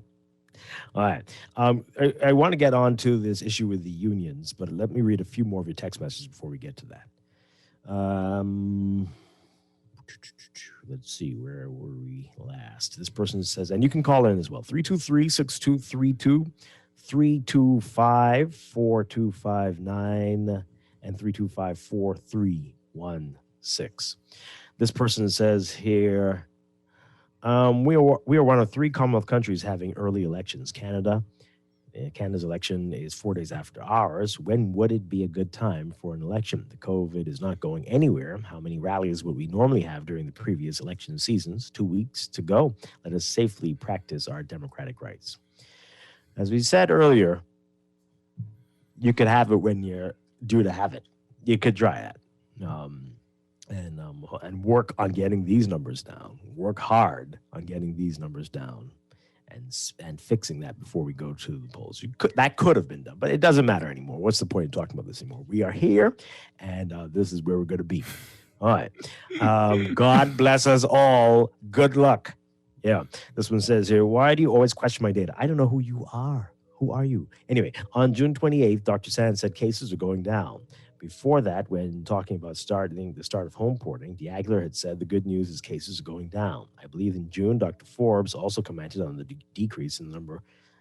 Everyone was happy that the numbers are going and trending in the right direction. So they're saying this is the home porting person. Okay. Yeah, I mean, a lot of other things were happening around the same time as home porting too. So it could be, and it might not be. Right? A few more things have opened up. We had extended the curfew to 11. People were having events. Bro, everybody's sipping and painting. and winding up on each other, babe. Like, I mean, like, there are tons of irresponsible entertainers, and it's a lot of things happening, guys. It's a lot of things happening. And I have no doubt that some of this is tourist bacteria and virus, all right? I have no doubt about that. What? I'm just saying, I have no doubt that some of this is, because of home porting and tourists, in taxis rubbing up and stuff or whatever, right? Mm-hmm. But let us not pretend as though, because I ain't interact with no tourists. So if we talking about containing stuff in certain areas, if we were following protocol and doing things correctly, then I shouldn't have to worry about that. If everybody washing their hands still, when you go in the food store, they ain't just putting a drop of alcohol in your hand as though it's a spiritual situation, as opposed to we actually trying to kill the virus on your hand. I don't know if you noticed that nowadays, and people stop filling up their hand sanitizers because it costs too much money. You know what I'm saying? Like, if we was doing what we were supposed to do, then we would still have a level of protection. So There's it's like, one place I go where I wonder, it smells so wonderful. Like, this can't be killing anything. Because they also started mixing it. They mix it with other just too things. pretty smelling. It smells really great.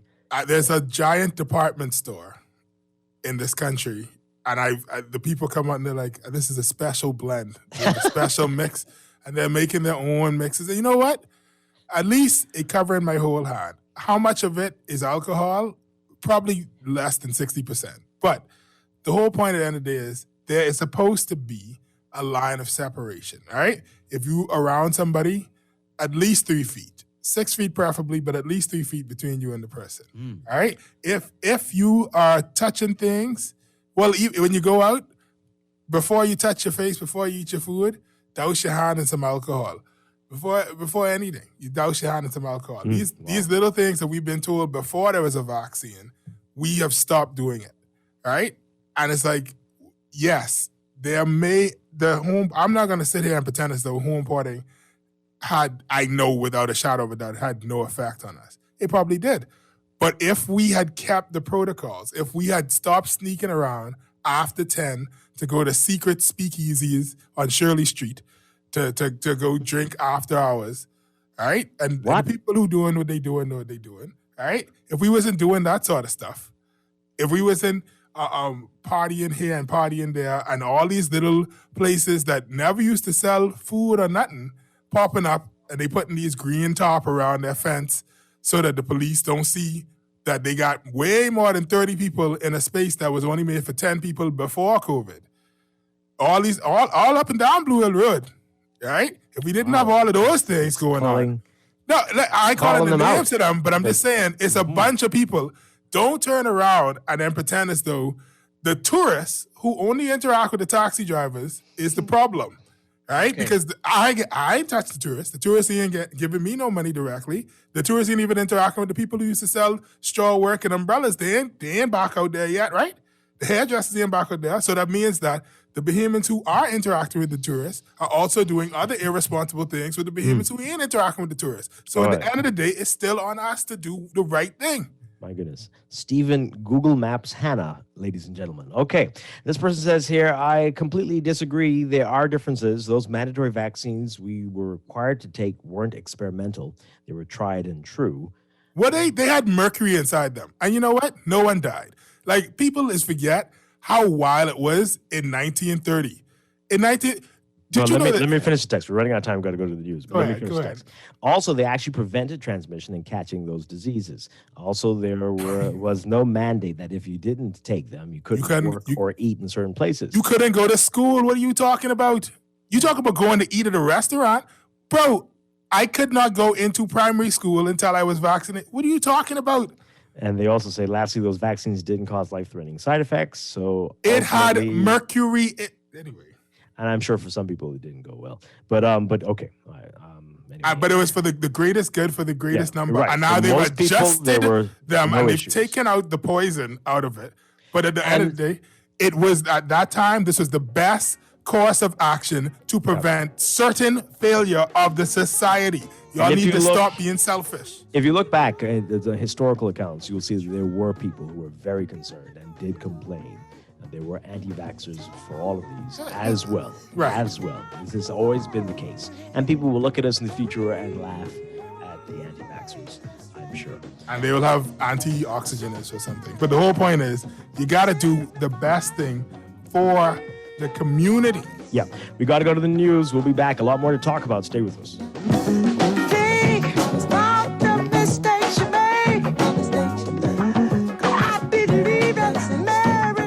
This is Guardian Radio 96.9 FM, Nassau, Bahamas.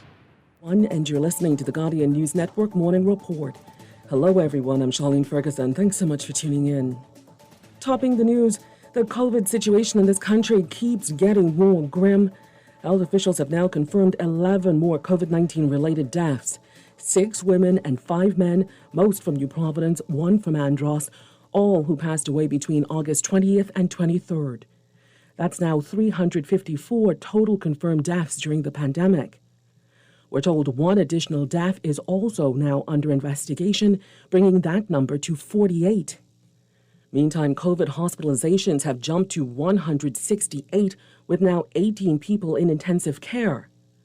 Wednesday, the country recorded an additional 161 new COVID infections, including 12 on Exuma, 13 on Abaco, with the most cases, 120, recorded on New Providence.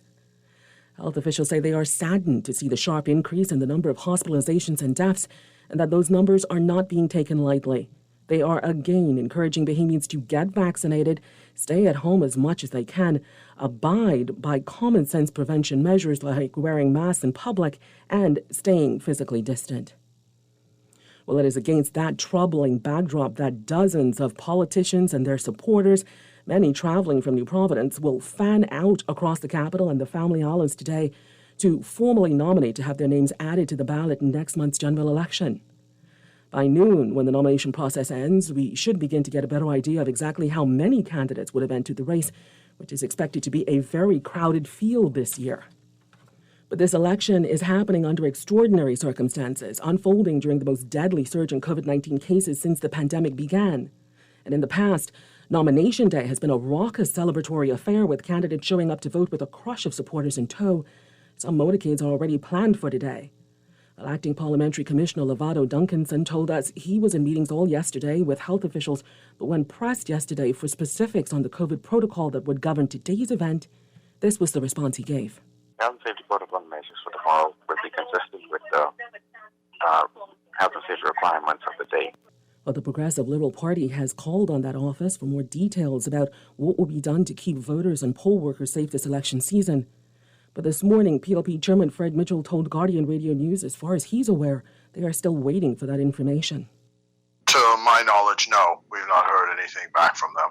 I don't want to say that they are deliberately ignoring, but we tend not to get responses from them. But so we will ourselves follow certain protocols to be sure that we're not engaged in deliberately spreading COVID. Yeah, the mask wearing is the main thing. There's no plan to bring large crowds of people together, but this is a democratic event, and so it is what it is. Well, our news team has the entire nomination day process covered. They've fanned out across the country as well, following the frontrunners and the long-shot hopefuls to keep you updated on the entire process as it happens today, so please stay tuned. 9 affiliates of the National Congress of Trade Unions have blasted as disingenuous that memorandum of understanding signed between the Trade Union Congress and NCTUB this week, adding that it is in contravention of their constitution. In a statement, the group says the agreement, in which the PLP pledges to address key labor issues should it be elected to office, is a straw that broke the camel's back, and that they refuse to sit idly by and allow their members to be used as pawns.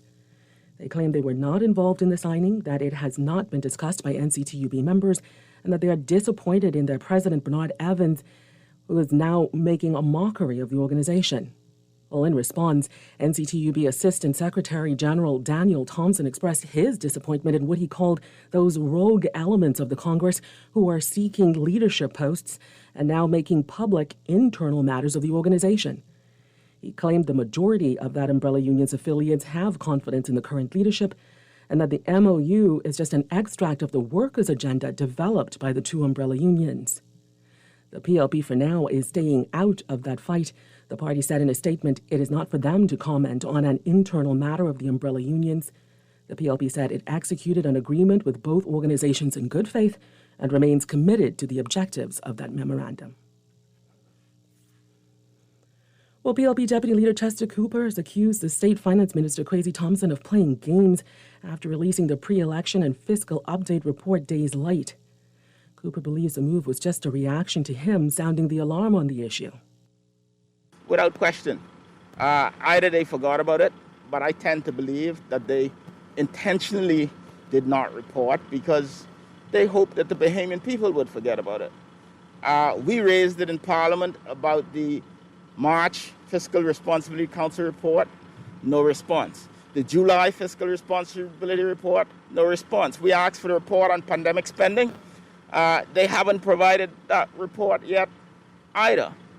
There is no doubt, no question as to why the international community is now looking at us sideways. The Fiscal Responsibility Act states that the minister shall not earlier than 30 working days nor later than 20 days before an election arrange the release of the report. Cooper called the scenario a poor example of transparency and accountability. He accused the government of breaking the law and said he hopes there will be consequences. I trust that there would be some repercussions by the Bahamian people on September 16th, because this is a government who repeatedly talked about transparency, accountability, repeatedly talked about corruption. The Corruption Perception Index internationally has gotten worse. They have not complied with anything that they're supposed to comply with. Well, State Minister for Finance Kwesi Thompson says the public should get to see that fiscal update today. In a statement of his own, he pointed out that the Fiscal Council is responsible solely for the preparation and publication of its reports, as they are independent from the political directorate. He maintained the Minister administration has set the standard for accountability and transparency in passing laws, which now mandate the publishing of quarterly budget reports and fiscal strategy reports, and that this administration is proud to have done what no previous administration had ever delivered. But Cooper is not the only one concerned about the delay in publishing that report. Gillian Gray has more on that. In response to criticism from Progressive Liberal Party Deputy Leader Chester Cooper, the Ministry of Finance announced Thursday afternoon that it is preparing and finalizing the pre-election and fiscal update for publication online on Friday. It came hours after Cooper reminded the Minister administration of its promise to report the state of government fiscal affairs prior to a general election and accused government of being in breach of the law. The Organization for Responsible Governance also questioned why the pre-election economic and fiscal update outlined in the Fiscal Responsibility Act has not been published 15 working days before the election. And I think it's really critical, particularly now when in voting times emotion can prevail, that we have a good sense of what the state of the country is and what it looks like, and it needs to be objective. So in that bill, the third schedule outlines a very extensive expectation of what would be presented, what the debt levels are, what the policies are in place, what kind of programs and commitments have been made since the last budget. So it's a critical time for folks to gather information. ORG Executive Director Matt Aubrey says openness, accountability, and transparency are important now more than ever before. Section 2, Part 11 of the Act states that the minister shall no later than 20 working days before the day appointed as polling day arrange to be published a pre-election economic and fiscal update. That update should not receive prior approval or notice to the cabinet and must include government revenue and expenditure, fiscal balance forecast for the current year, the outstanding stock of arrears for all government entities, and forecast for the current year and next 3 years. So those that are seeking office, the government in power, the opposition, other parties, independent candidates are all asking voters to trust in them, to give them the opportunity to lead. That can't be done without some comfort and trust. That needs to come through open levels of disclosure. So now is the time for those who are seeking your vote to be able to answer to you. So if you have questions, further them. If somebody comes knocking on your door, first give them the social distance, but then make sure to ask when they say, we're going to do blank, How are you going to do that? Minister of State for Finance Kwesi Thompson insisted the Minnis administration has set the standard for accountability and transparency, publishing quarterly budget reports, publish fiscal strategy reports, and a dedicated budget website where Bahamians can at any time review all the publications and reports and see for themselves how their tax dollars are collected and spent. For the Guardian News Network, I'm Jillian Gray. Stay with us, there's more news after the break. Summer is here, and Shell presents a summer of fun. Win $30,000 in prizes when you spend $20 in fuel at any Shell location, now through September 10th. Experience incredible hotel stays in the Family Islands and Nassau. Win thousands of dollars in fuel, groceries, and electronic devices. Fuel up today and submit your receipts by WhatsApp, email, and Facebook. Follow us on Facebook for more chances to win with Shell. Terms and conditions apply.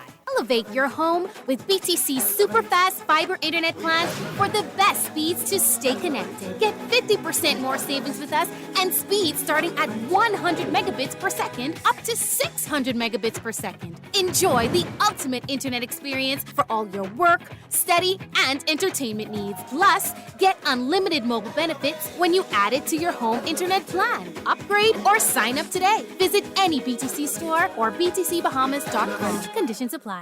Everything is changing, and your favorite hardware and home improvement store is getting with the program. We Buy You Sell is rolling out its new online shopping feature. If you go to our website, wbusbahamas.com, it's a quick and easy 3-step process. Step 1, browse the gallery and select your item. Step 2, add to cart. And step 3, check out. Go to our website, wbusbahamas.com, to shop with us today. How the exercise going? Not too good. What happened? Well, you know Mr. Junior make me one treadmill. Make? You know how he like tinker. Anyhow, he built this treadmill and he hook it up to one of them clothesline, which you could spin. You know the kind what I mean? You mean the one would look like the upside down umbrella? That's the one. He figure that since I was working out, I just power up one of them clothesline, so he hook it up direct to the treadmill. Oh, so whilst you walking, clothes spinning. Makes sense to me. Makes sense to you, eh? You know how heavy wet clothes is? But anyhow, I right there struggling to get the treadmill going. Slow. She start to go now. The treadmill going and the clothes spinning. This time now I building up speed. I running now. I running. The clothes spinning fast now. You're flying now. Yes, and so was the clothes. You would have thought he had enough sense to screw the thing down, eh? The clothes going? I see where they lying yet. So what you gonna do? Go back to Superwash where I should have gone in the first beginning. Superwash. They washes your presses and cleans you 24/7. Give me my pizza right away. Gotta move quick, no time to wait. No long lines inside the place. Little Caesars, I love the taste.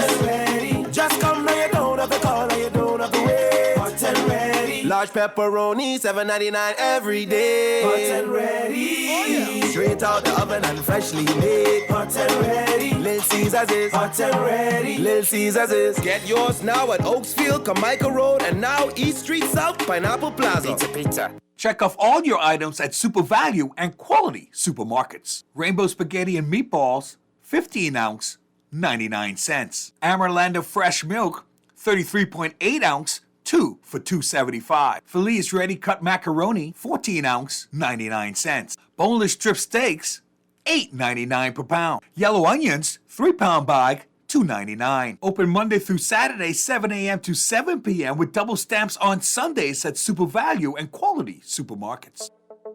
Tired of banks forcing you to use technology to bank the way they want you to? Your convenience is important. So no matter what your banking needs, Commonwealth Bank's friendly staff are always available in branch for that personal one-on-one service. But when you choose technology, our online and mobile banking app offers you state-of-the-art functionality. The choice is yours. Commonwealth Bank. Bank the way you want. Welcome back. Displeased with a recent meeting with cabinet ministers, President of the Bahamas Public Service Union, Kingsley Ferguson, says both sides are now at an impasse over payments for workers. As Jasmine Brown reports, Ferguson will now take the matter to his members to decide the union's next move. The frustrated union president says the fact of the matter is his members are fed up and they want the Minutes administration to know it. This particular type of behavior is unacceptable. The union is not trying to understand the government's position at all at this juncture. The BPSU president's comments came 2 days after he and other union officials met with cabinet ministers on Tuesday. Ferguson says, put bluntly, that meeting did not go well. We are of the view that the government of the Bahamas did not invite the union to the meeting in good faith. It appeared to me as if they were looking for some sympathy. And again, I have constituents. I have a larger constituency than many of them because it's inclusive of the workforce of this country, which is the largest constituency that there is. And so I need to have an ability to report to my members whether the discussions were fruitful or they were unfruitful. And so as we now have to consult with our membership, and we will take instructions from them. Ferguson says after the unsatisfactory meeting, he penned a letter to the Prime Minister on Wednesday expressing the union's displeasure. Our news team obtained a copy of the letter, which ended by saying failure to respond by Monday would result in the union having to declare an impasse, and the result would be the union taking steps to defend its members. As for what that action would entail, Ferguson says they will do whatever it takes. There's always a recourse. There's a legal recourse, and there are other areas that we can resort to that may be persuasive. As it relates to what the union says it's due to its members, we are indeed talking about the increment, we're talking about the base increases, and the outstanding lump sum payment. Our news team attempted to reach Public Service Minister Brenzel Roll. However, we were unsuccessful. Reporting for Guardian News Network, I'm Jasmine Brown. That's going to do it for local news. Stay with us. AP News is next. When I had got prostate cancer, my family didn't know if I was going to live. At Cancer Treatment Centers of America, within days, I got an appointment. They presented me with treatment options, and we set up a robotic prostatectomy. When my scans came back, there are no signs of cancer. They don't see you as a number, they see you as a part of the family. I'm going on with my life. It's a real gift. Call us at Cancer Treatment Centers of America. Be outright prepared this hurricane season.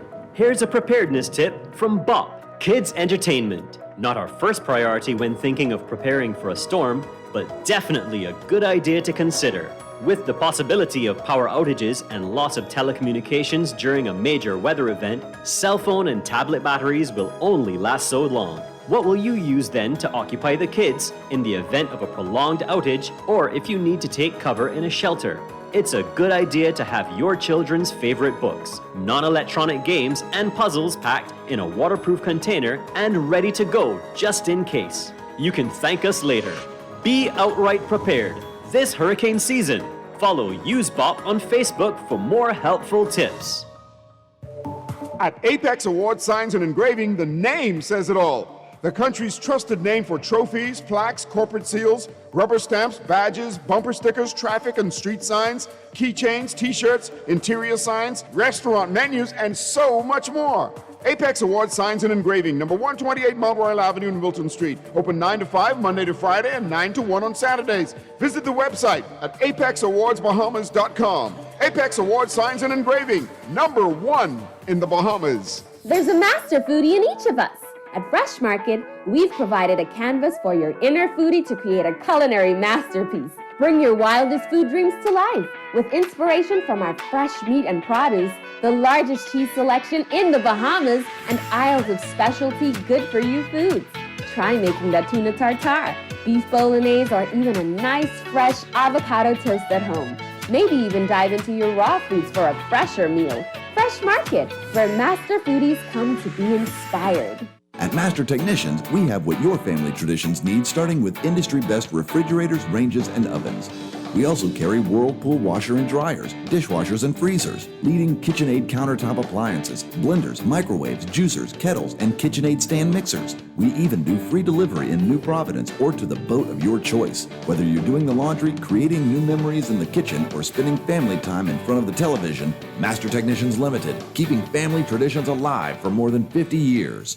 Benazir Lamkin, it is my mission to put ceramic tile within reach of everybody in this country. In this day and age, with temperatures and waters rising, there's no place for carpet in our homes. Tile is cooler and water can't do nothing to it. Not only that, dirt, allergens, and tiny creatures can't hide on tile. So Lamkin, I am stocking and will continue to stock big, beautiful ceramic tile at prices that everybody could afford because Pentatile is a Bahamian tile company, 100% owned, 100% Bahamian. Thank you very much. Brother Major jump off the boat onto Porter-Ski and make a beeline to Sun Isles. Tell Miss Wallace them, I need a battery for this, a battery for that, and a battery for this. You got them? She say, man, you joking? I'll put a battery in you too. Major say, you mean you can still energize this old bunny? She say, man, we'll give you one good overall service, lubricate your 21 joules, then jumpstart your lithium battery, man, you'll be good as new. Major say, well, I didn't know you could do all of that. She say, well, of course I can, because that's the kind of me I am. Sun Isles Watch and Clock, number 112 Montrose Avenue. Watch and clock sales and repairs for over 40 years. Stay connected. Push to talk connected from Cable Bahamas. Buy 5 push-to-talk devices and get one free. Stay connected with your crew wherever, whenever. Buy 5, get one free. Push to talk from Cable Bahamas Business Solutions. Service provided by Alive. Believe in best. For more information, email businesssolutions@cablebahamas.com or call 601-8911. Limited time offer. Stipulations apply. In the aftermath of Hurricane Dorian, this government was nowhere to be seen. Your aid is coming from the U.S. What are you getting from the Bahamian government? Nothing at all. Survivors questioned if help from the government would ever arrive. As relief supplies are now finally arriving, volunteers complain about Bahamian government red tape.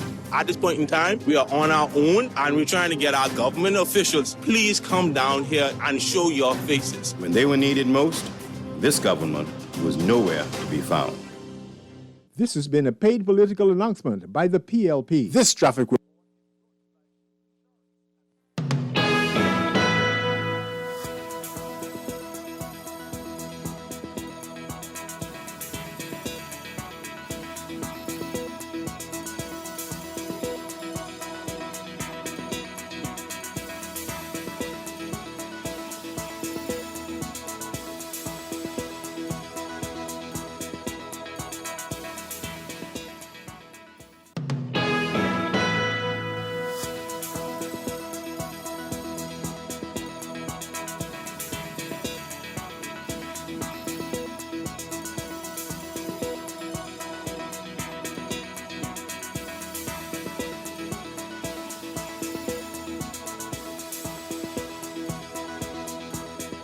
Welcome back to Morning Blend here on Guardian Radio 96.9. We are streaming live on GuardianTalkRadio.com and on the Guardian Radio app for smart devices. We're also on your televisions on Cable Bahamas Channel 969 and BTC Flow Channel 612. You can tweet us at Morning Blend 969 or Facebook.com/Morning Blend 969. Text us on the Guardian Radio text line powered by BTC 422-4796. And now at 8:22, it is time for another check of your weather for today, brought to you by Bahamas First Insurance. Here's what's happening. We've got residual moisture along with a mid-level troughing that continues to produce pockets of showers over the islands today as high pressure supports moderate winds across the country. For all areas, your forecast calls for variably cloudy, hot, and breezy conditions with a few isolated showers and the chance of isolated thunderstorms, mainly in the northwest Bahamas. Small craft cautions in effect for boaters. Temperature-wise today, another hot one in store. Highs getting up to around 91 Fahrenheit, 33 Celsius, but the heat index will be a major factor. It will make it feel like 104 Fahrenheit, 40 Celsius, and everybody's being advised to remain hydrated and limit outdoor activities with those triple-digit heat indices. Overnight lows tonight getting down to about 75 Fahrenheit, 24 Celsius. In your extended outlook for the weekend, high-pressure ridging will continue to support moderate winds over the country. Meanwhile, trailing moisture associated with Tropical Storm Ida will keep shower chances in the forecast as it moves westward towards the Gulf of Mexico. So for tomorrow, Saturday, and for Sunday, we're looking at variably cloudy, hot, and breezy conditions with isolated showers and thunderstorms mainly over the northwest Bahamas. In the tropics, in addition to Ida, we'll get to Ida in a bit, but we've got an elongated area of low pressure located over the central Atlantic, about 650 miles east of Bermuda. It's producing organized showers and thunderstorms. The system has a medium 60% chance of tropical cyclone development through the next 5 days. And then there's a tropical wave midway between the Cabo Verde Islands and the Lesser Antilles. It continues to produce a large area of disorganized showers and thunderstorms. The system has about an 80% chance of tropical cyclone formation through the next 5 days. Now, with Ida is likely to develop into a major hurricane over the weekend and could be a big problem for the Gulf Coast of the U.S., for Louisiana especially. Right now, Ida is a tropical storm and near the Cayman Islands, about 50 miles northwest of Grand Cayman, or 145 miles southeast of the Isle of Youth. It's moving towards the northwest near 15 miles per hour. On the forecast track, Ida will move away from the Cayman Islands this morning and pass near the Isle of Youth and western Cuba later today, and over the southeastern and central Gulf of Mexico tonight and Saturday. The system is then expected to approach the U.S. northern Gulf Coast on Sunday.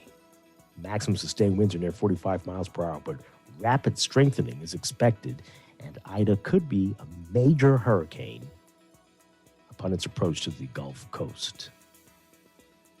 So that's what's happening. That's your morning blend weather check, brought to you by Bahamas First Insurance. What's first for you comes first for us.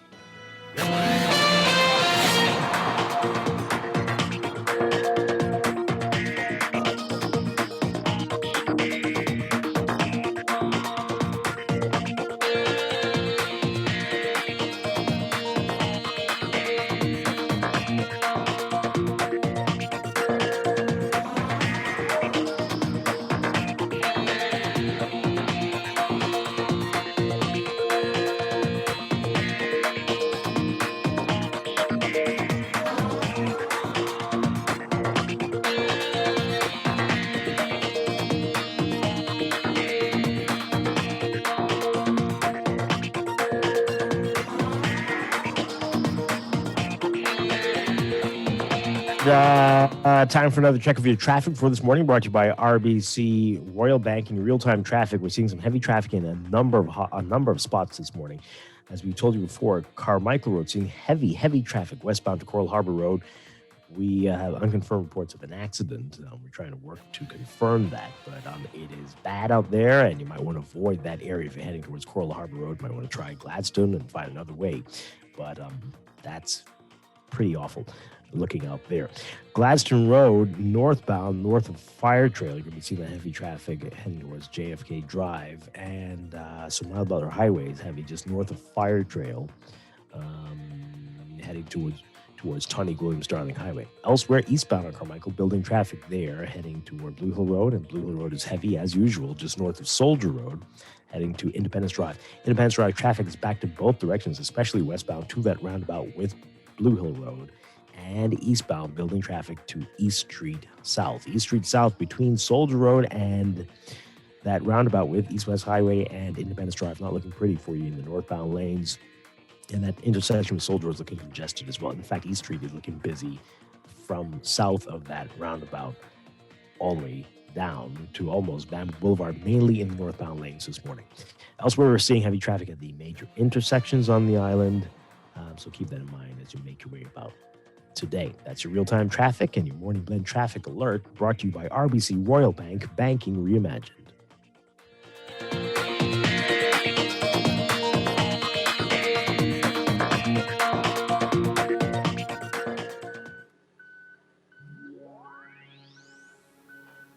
Get ready to whine, 'cause it's whining time. Get ready to move, it's all about you. Hey, girl, back it up.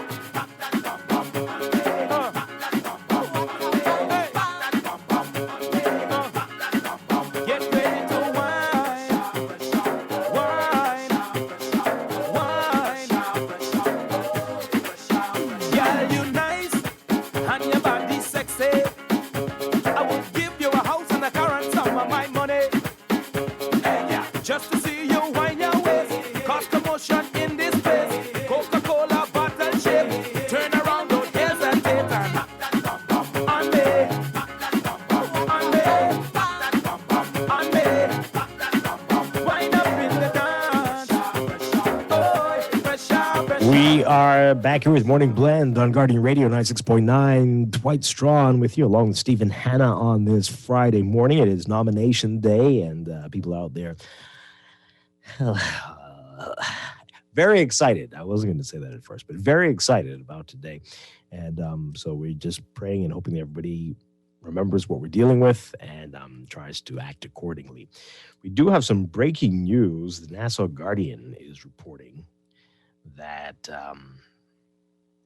there has been a break-in overnight at F&M headquarters on Mackey Street, according to party chairman Carl Culmer. The police have been there this morning and are investigating.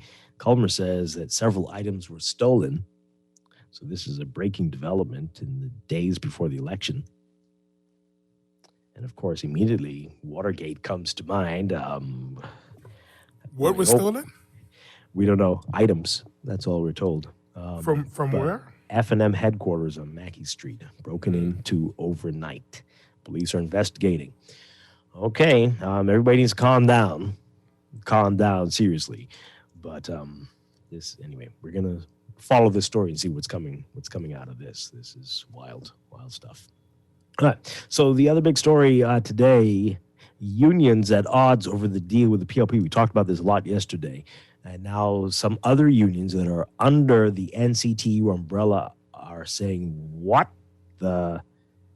Our Jasper Ward writing about this today in the Nassau Guardian. 9 affiliates of the NCTUB, the National Congress of Trade Unions of the Bahamas, yesterday lambasted the NCTUB's recent signing of a memorandum of understanding with the PLP, calling it disingenuous action that was not done on behalf of the majority of the umbrella union's affiliates. The leadership of the NCTUB yesterday rejected those claims, though, made by those unions. As you will recall, on Wednesday, the NCTU, representing 21 affiliates, and the Trade Union Congress signed the MOU with the PLP, which pledges to address key labor issues if elected to government. In a statement, the affiliates said yesterday, quote, "This disingenuous action of a purported signing on our behalf is the straw that has broken the camel's back. This is in contravention of our Constitution, and we refuse to stand idly by and allow our members to be used as pawns. We would like to reassure the members of our various unions that we are committed to continue to serve you, and we are not involved in pushing anyone's personal agenda." They said they were not involved in the signing of the document and said they had never even seen it.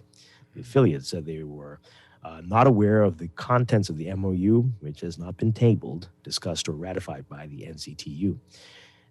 The statement says, quote, "In fact, the NCTUB has only held 2 meetings since January 2020. The Central Council has not met and has not ratified any document, much less an MOU. Hence, the purported signing is not on behalf of the majority of the affiliates of the NCTUB. We are disappointed that President Bernard Evans, who openly announced more than 2 months ago that he was quitting the labor movement without even informing the affiliates, is now making a mockery of the NCTUB." However, NCTUB Assistant Secretary General Daniel Thompson expressing disappointment that the, quote, "rogue elements of the Congress who seek leadership of the same are prepared to bring into the public domain matters internal to the organization. We will not be tempted to behave likewise." Suffice it to say that the majority of the affiliates of the NCTUB have the confidence of the current leadership, which has been ordered by consent by the Supreme Court to remain in place until matters brought by rogue elements of the Congress are fully disposed of. Additionally, the unsigned document is full of misinformation and half-truths.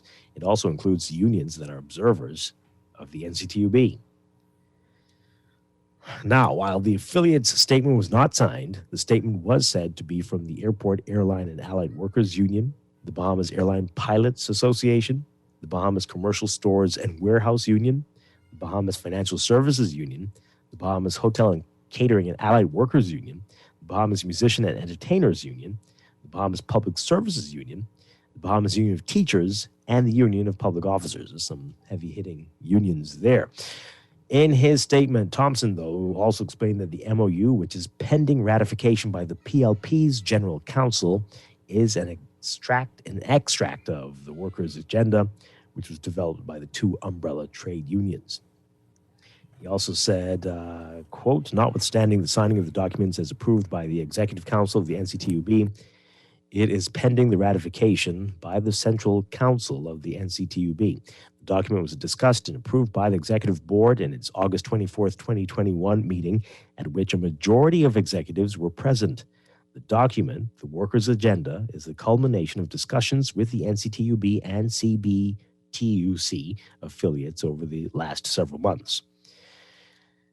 As we discussed yesterday under the MOU, the parties agree that the PLP will be supported by the labor movement to become the next government of the Commonwealth of the Bahamas. The parties have also agreed to work with the PLP and government to amend the law and regulations where necessary and possible to implement national health insurance, work toward the enactment of a livable wage, redefine wages to include all forms of income, including tips and gratuities, ensure that foreign employers are unable to walk away from their financial obligations to workers in the case of the demise of their companies or entities, allow for at least 16 hours of rest between shifts for each employee, strengthen the role of conciliators, and enable the rulings of the Industrial Tribunal to be enforced without delay. And under the MOU, the PLP has agreed to supply each umbrella union with a parcel of land for the building of national headquarters. Okay. All right, so that's a lot there. Also in the paper today, we have the politicians speaking about this. We have F&M Chairman Carl Culmer warning workers that this is a ploy by the PLP. He says that the PLP is attempting to bribe union leaders for support ahead of the election, and that they shouldn't be fooled by their tactics. Okay. Let's get your views on all of this, folks. As we said, some heavy-hitting unions there saying that they don't know what this is, and they haven't been party to this, not a part of this at all, and they don't know what's going on. What do you make of it? What do you make of all of this? 323-6232, 325-4316, 325-4259. Tweet us, Facebook us, text us, 422-4796. Interesting developments indeed. What do you say? What is this all about? What is going on here? More politics? More election? Every bit of it is. All of it is garbage. Garbage, okay. Mm-hmm.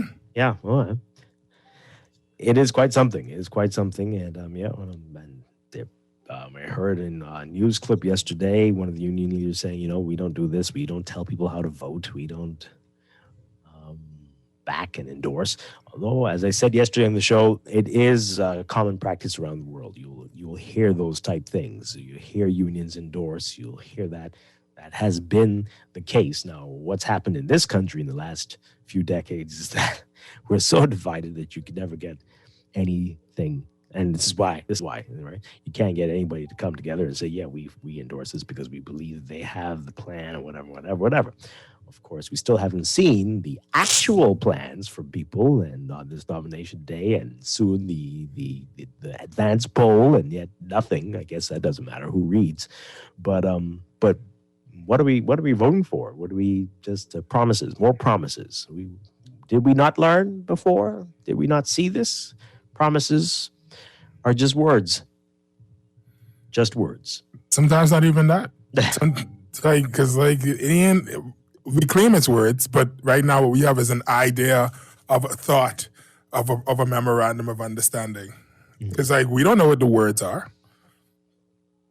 Yeah, the little that we've heard are very interesting. We'd love to have discussions about those, but are they practical? Are they doable? Can you do this? And can just two sides, because we know it's, as we hear, it's a tripartite environment, right? The employers are not a part of this. And can just two sides say these things without hearing from the other side in this equation? And so that's going to be interesting. What are we looking at here? But again, we want to hear your views on it. Text us 422-4796, tweet or Facebook us, and call in. But yeah, a lot of these people were very angry about this. seems like there is a lot of drama in the NCTU. We know that Evans is leaving. And So it's always drama inside the unions. Yeah, there is always drama. And so there's a power struggle likely and going on here. And so the jockeying is getting swept up in all of this. So just like the country, everybody's trying to get into a comfortable position. All right.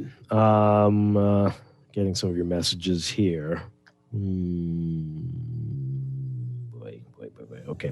This person says here, more questions about how I'm doing after my second shot. Yes, as I said earlier, doing well so far. No complaints. And hopefully it will stay that way. No reason to doubt that it won't stay that way. But yeah, almost fully vaccinated after that 2-week period, eh? All right.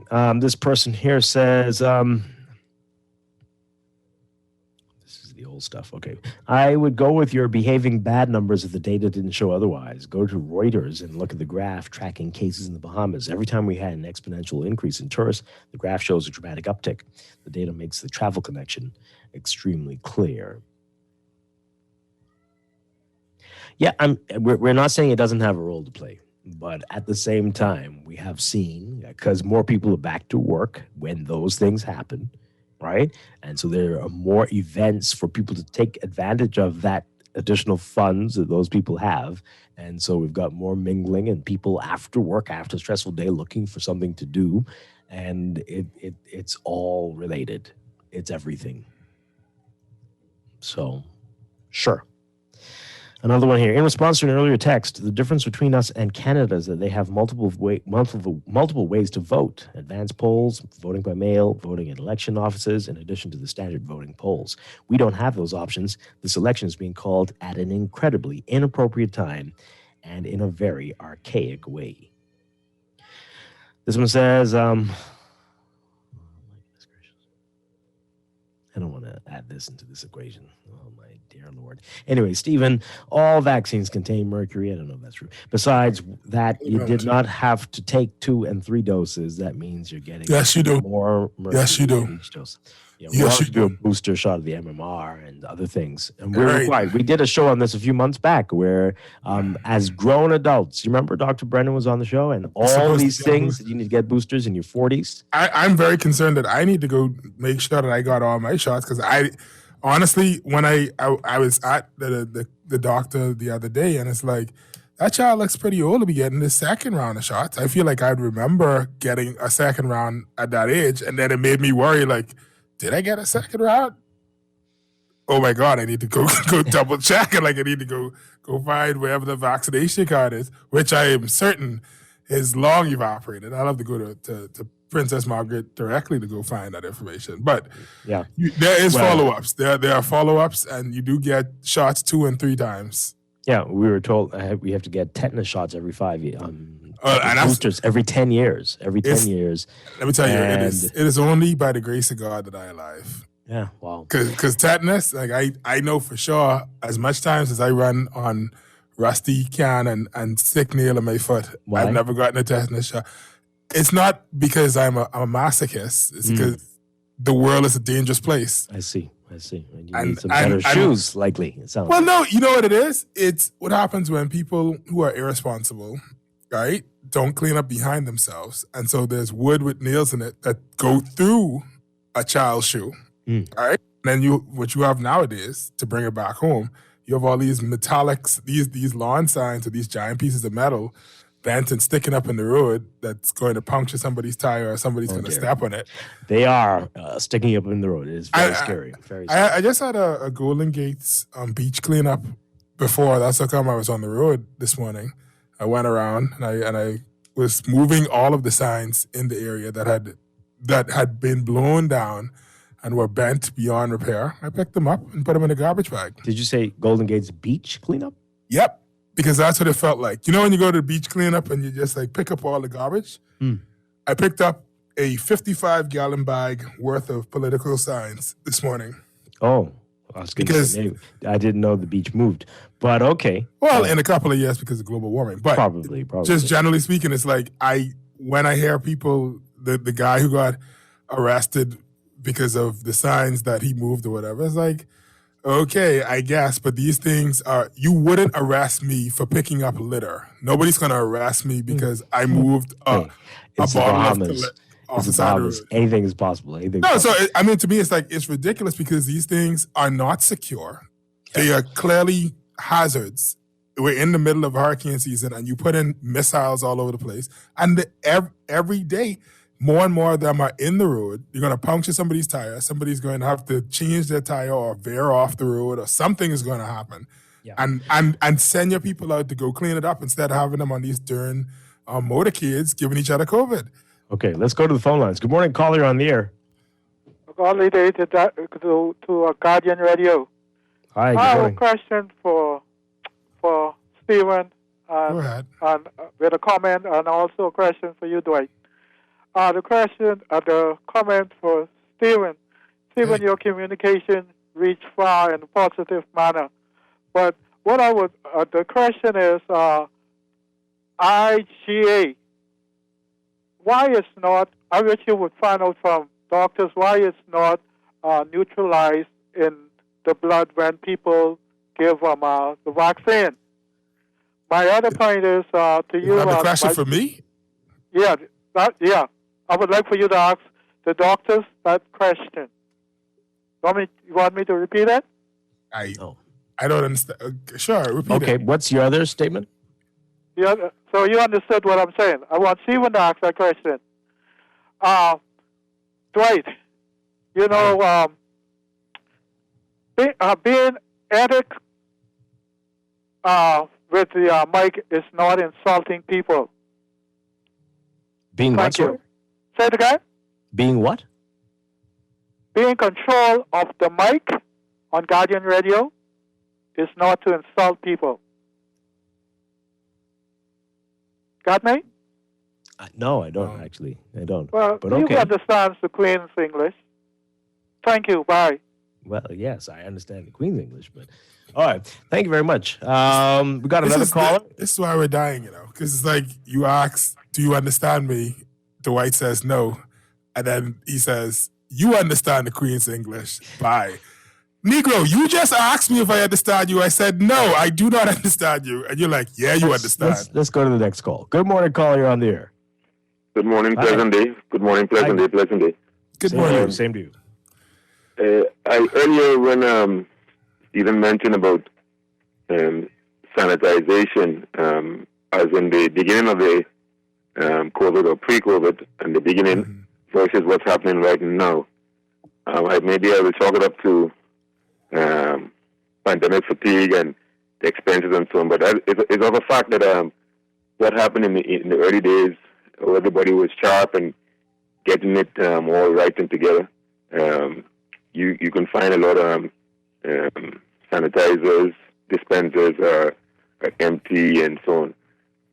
I would like to also point out that sometimes employees of service businesses don't have not been providing the same amount of sanitization as they do to patrons. See, patrons, as they come and go, they get sanitized coming in. Some service businesses have employees going in and out, in and out, in and out, but they are not re-sanitized as they get in and out. Yep. So those things also. And then people speaking to each other in close proximity, deliberately taking down their masks to talk as if they cannot speak from within the mask. So those are some of the concerns. Now, I think we did mention, you asked, there was a last point there recently and came up on the news as to the today being nomination day. And I guess some people are busy, but we still have to know who are the persons in terms of their financial disclosure and the rest of it. So while waiting, I forgot the train of thought, but I want to sympathize on a situation that you said happened at FNM headquarters, and I hope it's not a sign of things to come and fix that situation. Yeah, we hope not. Hope not. Thank you very much. All right, so I'm getting told that the PLP is going to release their blueprint for change tonight. Congratulations. All right, so we'll see how that goes. Let's read a couple messages before we take a break here. Somebody says, the COVID police need to do better. Spas are supposed to be closed, and most of them never did. Oh, boy. Well, just like the ones in the hotels, I guess. This one says here, the F&M government has set the pace for transparency. I just got up off the floor after falling out of my chair, but I'm okay. Wait, what? I hope they didn't fall for real, because sorry, that caught me off guard. This one says, the constant cries about our borders being open and tourists and home porting driving the virus. We are not Japan. We cannot close our border. Japan has Honda, Sony, and Samsung. Samsung is Korean, but okay. They could close the border, and their economy still grew by 1.6% last year. Can we get the OBAN investigators on that F&M headquarters case? They free right now, right? There you go. They've been free. They never existed. Anyway, please explain what is the union's problem with the political party signing an MOU to deal with their outstanding matters. Should they be elected? Should they be elected? Should they win, the people to benefit would be their workers, right? Interesting. Well, maybe they have other deals. Maybe they don't like, I don't know. Maybe they remember how things were a few years ago. There are all kinds of reasons, but they feel that wasn't done with their backing. And so it is disingenuous, as they say, a disingenuous action to say that it is endorsed by the whole umbrella union. And another one here. So Brave signed another document in another situation that is fake, just like the Blue Water. Oh, boy. What? And the no insurance BAMZ. Huh? Well, there's a lot of signing going on all over from all kinds of people. Intent don't mean nothing. What we do here, letter of intent, memorandum of understanding, right. All these things is what we do. It's a lot of ways of saying nothing. It don't mean nothing because everybody could sign, and both parties have a propensity for signing papers, and then when you look closer, that you're like, this ain't even your name. Oh dear. Let's take that break, and then we'll be back with more. This is Morning Blend on Guardian Radio 96.9. Stay with us. Get ready to wine, cause it's waining time. Get ready to move, it's all about you. Hey, gal, back it up.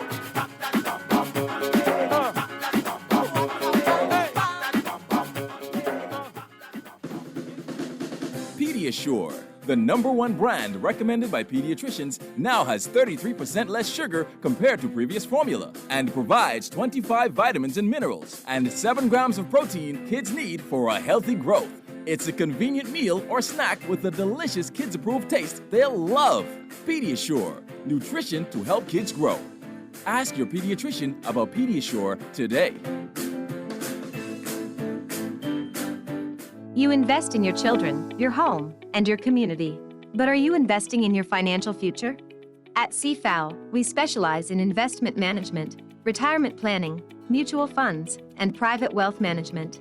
Our team of experts never stops helping you plan for tomorrow. Because tomorrow begins today. Call us at 502-7010 to see what our financial advisors can do for you. CFAO, growing wealth for future generations.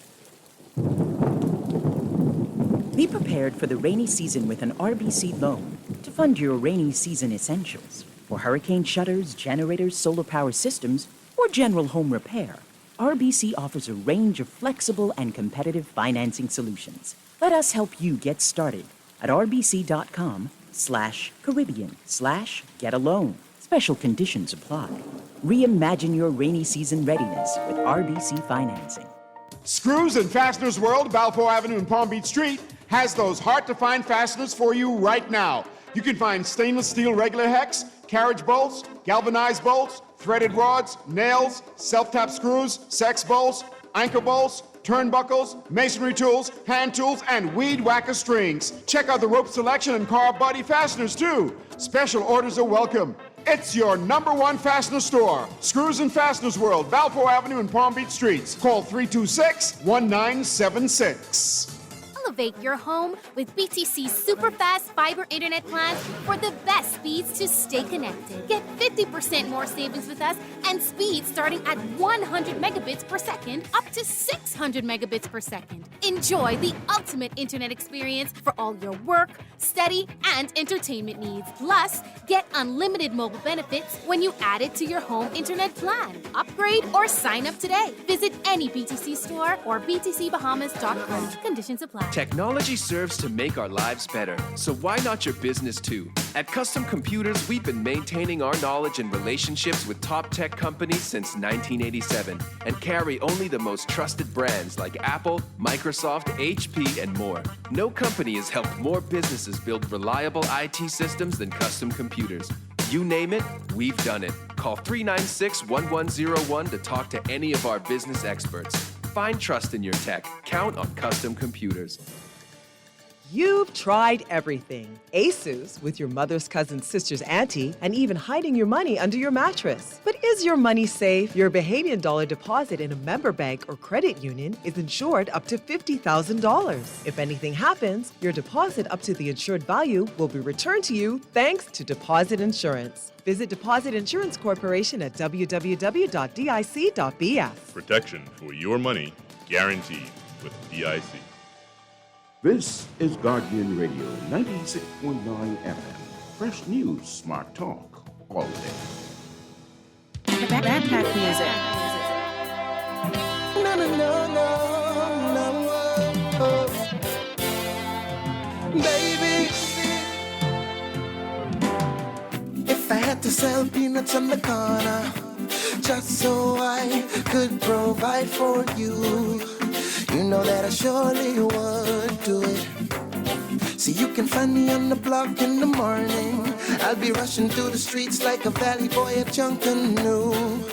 I know you love that Junkanoo, girl. See, no one's gonna give me love, a love just like your love. You got me feeling like I'm Hollywood.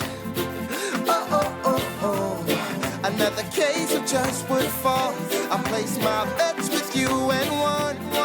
Oh, I've won. You got me feeling like a winner, a winner, a winner. Back here with Morning Blend on Guardian Radio 96.9. Dwight, Strachan, and Stephen Hanna. What is that dramatic music? Who is that? I am not familiar with it. Very interesting. Okay. Get the producers to let me know what that is. We got a call on the line. Let's take that call. Good morning, caller. You're on the air. Apologies for calling again, but the thought that I just remembered. It has to do with the unions, and not just the union, but anyone in position trying to direct others to vote, whether it's a pastor, the employer. So I would like to discourage, or not only discourage, but speak to us, the people, to know that our vote is private, our vote is an individual right. So it ought not and cannot be manipulated. It should not be manipulated. On this being a Friday, I would like to also ask that us callers be very respectful to the electorate in general. So we shouldn't be referring to persons as being stupid or dumb, and that's the reason why they will vote a particular way, one way or the other. And last but not least, that transparency bill, the bill that is to disclose the state of the government, so to speak, the finances prior to an election. I think that's a very lawfully idea, meaning that after the election is done, we shouldn't be hearing, oh, we're in so much trouble, we're in so much debt, or this is what we found, because we would have been aware of it ahead of time. Okay. All right. Thank you very much. Stephen, what's happening? Are you at a rally? What's going on? I am not at a rally. I'm not at a rally. What's happening behind me right now is, it sounds like a motorcade for the former the incumbent candidate for Golden Gates, Matthew folks, Malcolm folks, Matthias folks, one of them. Michigan folks, I don't know what his name is. But yeah, somebody is playing Simply the Best very loudly. I hope they pay Tina Turner the rights for the performance of this song as often as it is played. Is he the candidate for the area? Yes. Running again. So, Michael, yes. I guess if that's is that how you pronounce it? Oh, Stephen. Okay. So they're having motorcade. Okay, that's very loud. Sounds like you're right. The person isn't even on this road. They're on the street over on the other end. Oh. Like I went outside to look and try to figure out what is going on. Dear Lord. Okay. Hey, the song is Winner. That's a new one from Julian Believe. Okay. Interesting. The sale of eggs is going to skyrocket this month. That's a little prediction. The sale of eggs and Rotten Tomatoes. I don't know what's happening. Okay, let's take another call. We got a call. We got to go quickly. Good morning, caller. You're on the air. Morning, Dwight and Steven. Morning. Yeah, I got to put you all two on blast. So you all will be 20 minutes a talk time. But listen, what the Haman people, they can't remember nothing because they've been union busting since the Clifford Darling time. What the political parties do is when they see somebody or a union getting very, very strong, they reel in the leaders like they did with Clifford Darling. They bring them into the party, and then they start to slowly dismantle those unions. It started with Clifford Darling, and then someone like Keith Archer, who wrote the rules when he was defeated in the BCPOU. Keith Archer was pulled in by the Progressive Liberal Party to slam the unions, the very unions he helped to create. After Keith Archer, it was Shane Gibson and Robert Parkinson. They did it. And then now you got Bernard Evans. He is a deal behind Bernard Evans. Bobby Ferguson was the first union leader to tell the Bahamian people on national radio and TV that he would never lead a union in Russell Square against his party. I keep saying that. His party was the Progressive Liberal Party, but ain't nobody remember that. That's the reason why Obie Ferguson's union can't hardly get nowhere. Bernard Evans was looking for the nomination for the Progressive Liberal Party in this election up, and he didn't get it. All them people are PLP. They have personal interest in those political parties. And these union members need to look carefully at who they picking to be their leader. Okay? Because it's all a conspiracy. And Stephen, let me ask you a question. Hey, go ahead. So if they sign this memorandum, if my memory serves me correctly, a memorandum is just a promissory note, right? If even that. You really did. So the parties don't really have to honor that. Not at all. The party doesn't say that they didn't approve it. Exactly. So if Bernard Evans, them supposed to be so astute in this union thing, they sign on with the PLP. What happened if the damn FNM? Well, what they could do? And they automatically disadvantage their members by doing something stupid like that. I don't know why you would sign on with something with a person before the election. Usually wait till after an election, then you go have your talks. Yeah, but Steven, that's what negotiations are for. Mm-hmm. But we don't know nothing. We just regular people. Yeah. So suppose the DNA win or somebody else win who anti-union and you sign up with the PLP. What position you put your members in? But hey, we have to fire them. We have to give the members some credit. Maybe they all are rolling their eyes at this as much as everybody else in life. No, we're not blaming the numbers. We talking about. No, I'm saying so. Maybe they could say all these things, and maybe people see right. Right. What the members need to do is call a special call meeting and fire them, because that's foolishness. Thanks for taking my call.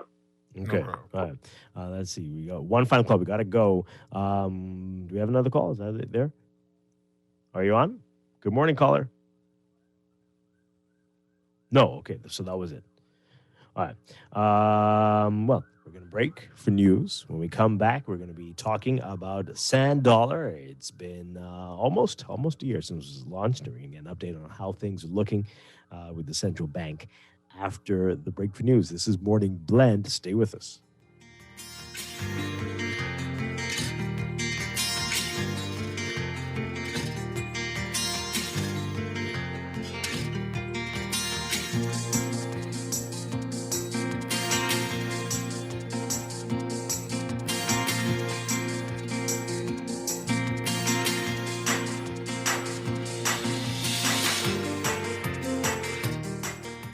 This is Guardian Radio 96.9 FM, Nassau, Bahamas.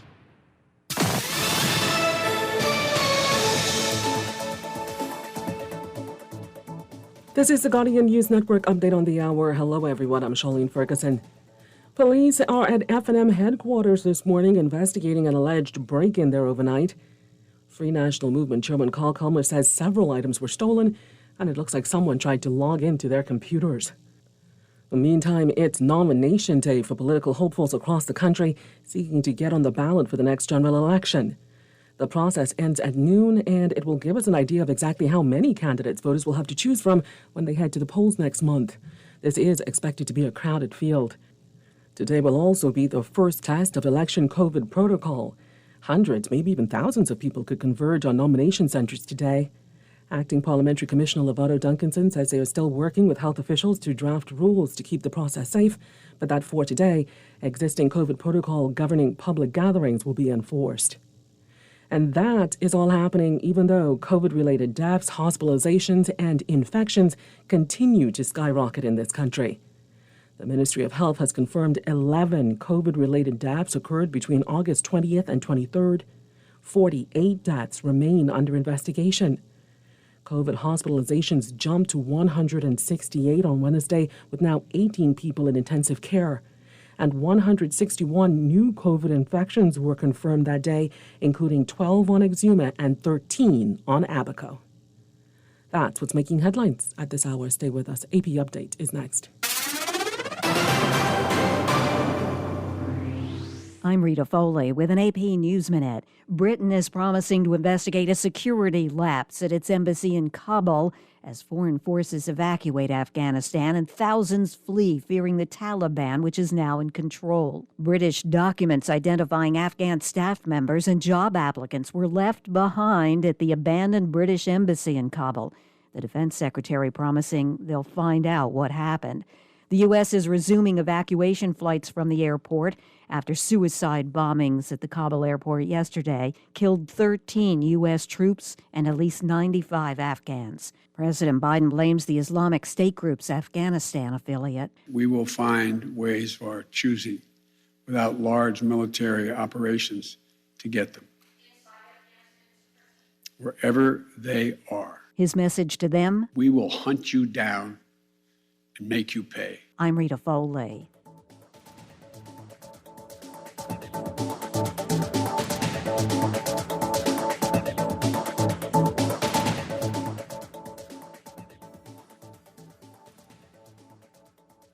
This is Guardian Radio, your station for up-to-the-minute news, intelligent, interactive, and engaging conversation. 96.9 FM.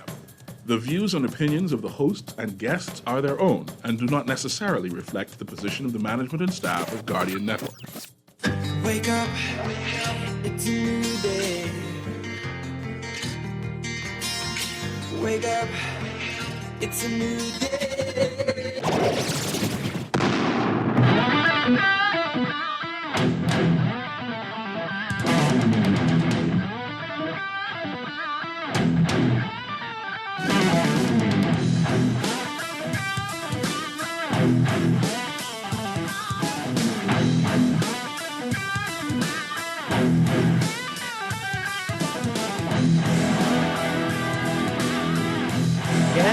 And welcome to Morning Blend Business on this Friday, August 27th, 2021. Welcome back to our Morning Blend listeners. Once again, I'm Dwight Strachan along with Stephen Hanna.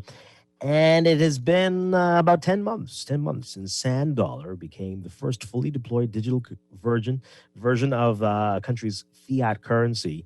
That was back in October 2020. And here to give us an update on how things are going, we're very pleased to welcome back with us from the Central Bank of the Bahamas, Digital Currency Implementation Project Manager, Kim Wood-Mott. Good morning, sir. Great to have you with us as always.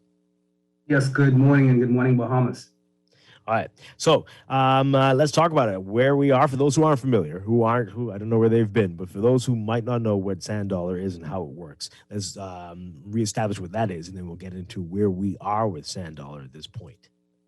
Sure. So Sand Dollar is basically just a digital representation of our Bahamian dollar that can be transacted on mobile devices. It could be any iOS or Android cell phone or tablet. It's also something that we recognize operates just like money in your pocket. So it should be accepted anywhere that persons can accept electronic currencies. Okay, all right. So it's been 10 months. How is it going? Are people getting this, understanding it, using it more now? What are we seeing? What are the trends? Well, the best indicator that we have, we've seen an increase in the actual circulation of about 110% since the launch back in October. We've also seen a couple of PSPs, those are payment service providers and money transmission businesses, since the launch have released their own proprietary applications. And so those digital wallets can now hold sand dollar as well. And by doing so, we start to recognize that merchants that currently operate with those payment service providers, such as the Canoe and the Sun Cash and Island Pays of the world, they can now accept sand dollar as well. So there's no real need to transition from, if you at one point had one of those particular type of digital currencies or digital tokens, to be able to now operate in the sand dollar space. So it's been made seamlessly easy to transfer over from one to the other. So those merchants that were once Canoe merchants or Island Pay merchants or Sun Cash merchants are now by default sand dollar merchants. Right. You talk about the number of transactions. Do you have specific numbers? Do you know how many people have actually used it or are using it? How many patrons? How many members? What can you tell us in that regard? We've seen a steady increase in usage as far as we look at our volumes and the value of those transactions month by month. But again, understanding we're operating in a COVID environment, we do see some dips. But overall, the overall trend seems to be moving in an upward direction. We're averaging somewhere around, from a volume standpoint, we're seeing about 1,500 transactions per month, which is significant compared to, there was a particular time where we were still in the low tens and in the low hundreds, but now we're averaging about 1,500 transactions per month. We do have some quarters where we were hitting somewhere around 5,000 transactions at one point.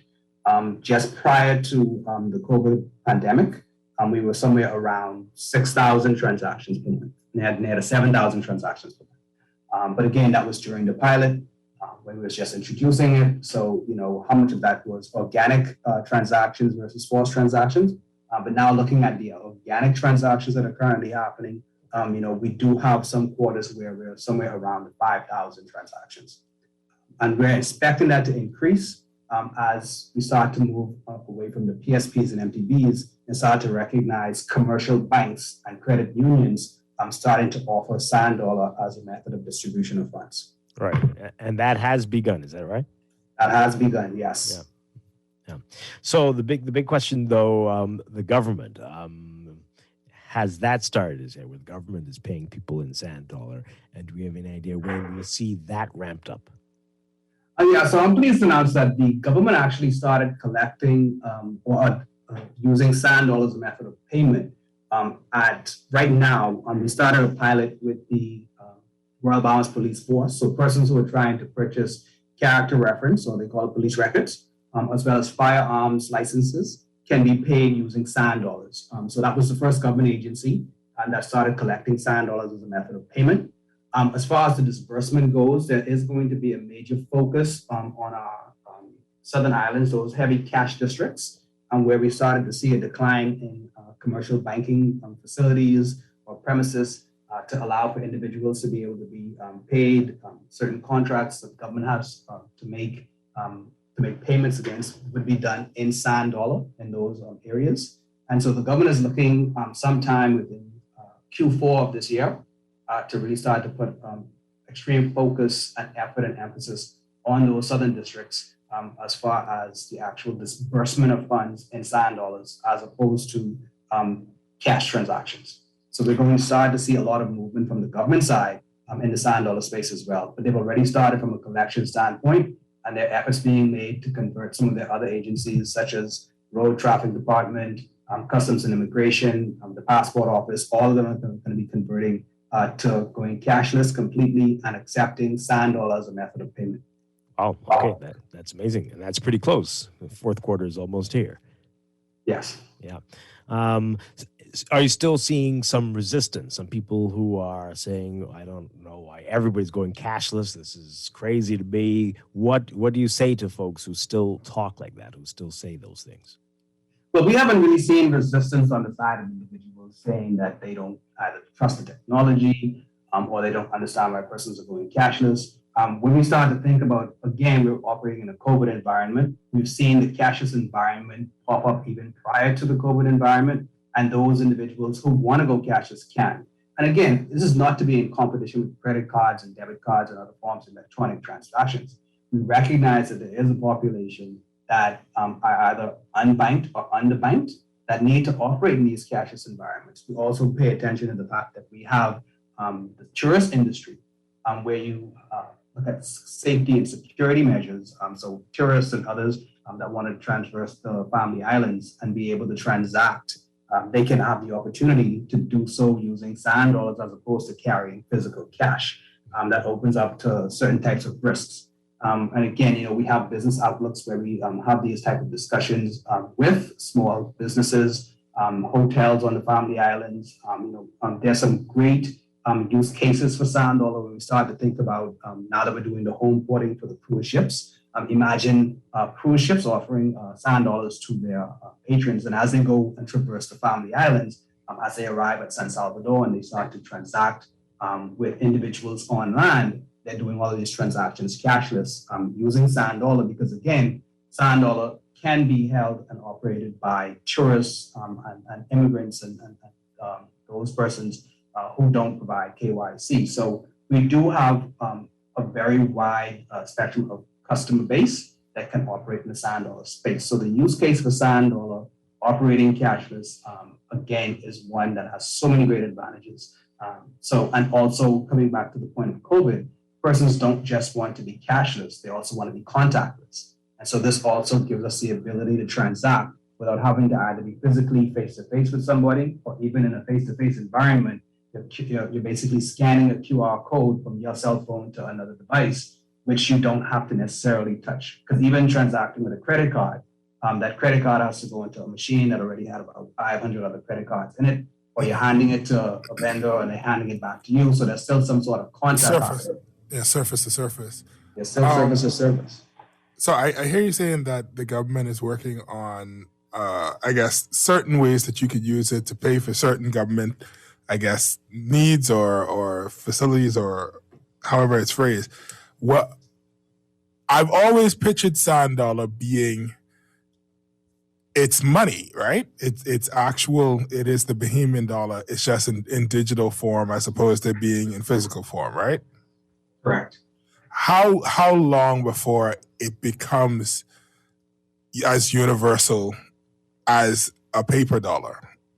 I mean, and how quickly can the government, I guess, accelerate the acceptance and not just like individual private entities saying, okay, now we accept it. The same way where it's like the dollar is accepted everywhere, but how soon before we get to that point where it's like sand dollar is just accepted?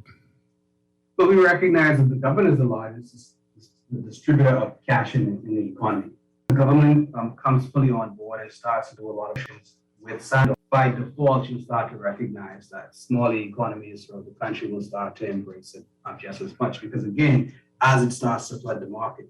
But from a KPI perspective, what we're looking at is trying to reduce physical cash handling by about 50% over a 5-year period. And so, therefore, that's the type of penetration that we want to have. Because, again, we know there will always be the need for physical cash. This is not to eradicate cash, but again, we want to reduce physical cash management by about 50% over the next 5 years. Why not eradicate cash, though? I mean, I feel like that's the direction the world is headed in before the pandemic. The pandemic only makes it more necessary that we find alternative ways of doing things over distances. And the fact that we're an archipelago, I think we know that if I want to pay somebody in Long Island and in Eleuthera, it's not going to be expedient for me to be like, let me physically get cash to you. So we already know that the makeup of our country kind of speaks to like there should be an alternative means. So like why not it be the replacement? But like you mentioned just now, the word alternative. You want to give persons alternatives, not just to restrict them to one form or the other.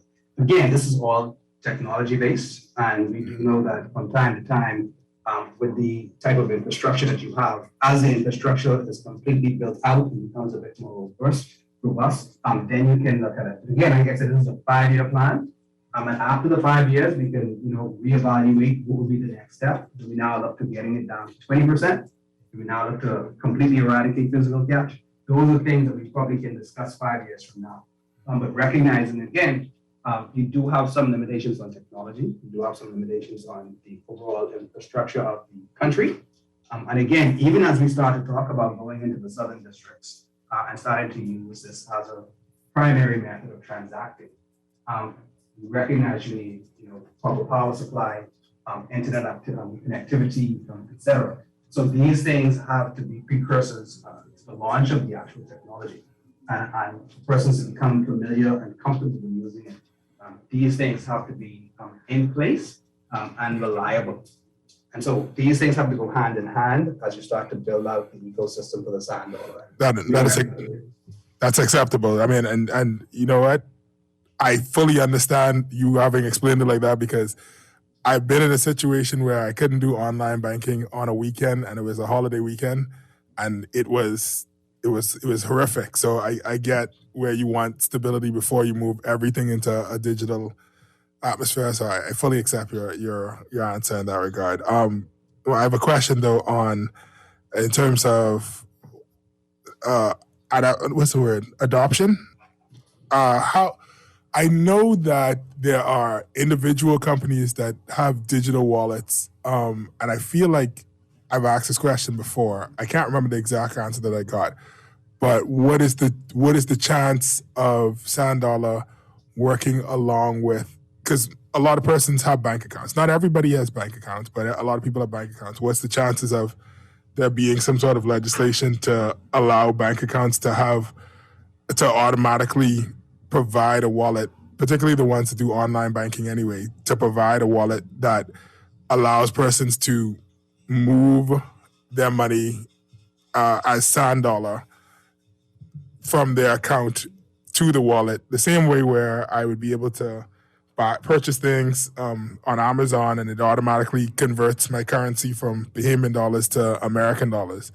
Like, what's the chance of that being like an automatic adoption to speed up the process of the number of persons who might have Sand Dollar and therefore increase the usage? Well, the good news is we've already completed this in testing, right? And we're almost ready to launch. But what we've done, understanding again, our payment service providers and money transmission businesses for our early adopters, right? At the very beginning, they do not hold deposits. They're primarily for transacting. But when we start to look at the commercial banks and the credit unions that actually have custody of funds, the movement of funds between your bank account and your Sand Dollar wallet should be seamless within those organizations. So when you start to see organizations that hold deposit accounts come on stream for Sand Dollar, you're going to have that very same functionality. But in the interim, what we've done at the central bank, we have created a bridge between Sand Dollar and commercial banks through the use of the automated clearinghouse. And what we've done, we've allowed you to link your Sand Dollar wallet to your bank account, and you can transfer funds to and from your Sand Dollar wallet to your commercial bank through ACH within the app itself. How does one do? Do you guys have literature on how one does that? I mean, because that's what I've been waiting on. I heard you guys say that from I heard you guys announce this in 2019. That's what I've been waiting on. Yeah, so it's basically a third-party transfer. If you're familiar with setting up a third-party transfer in your current commercial bank app, it's going to be identical.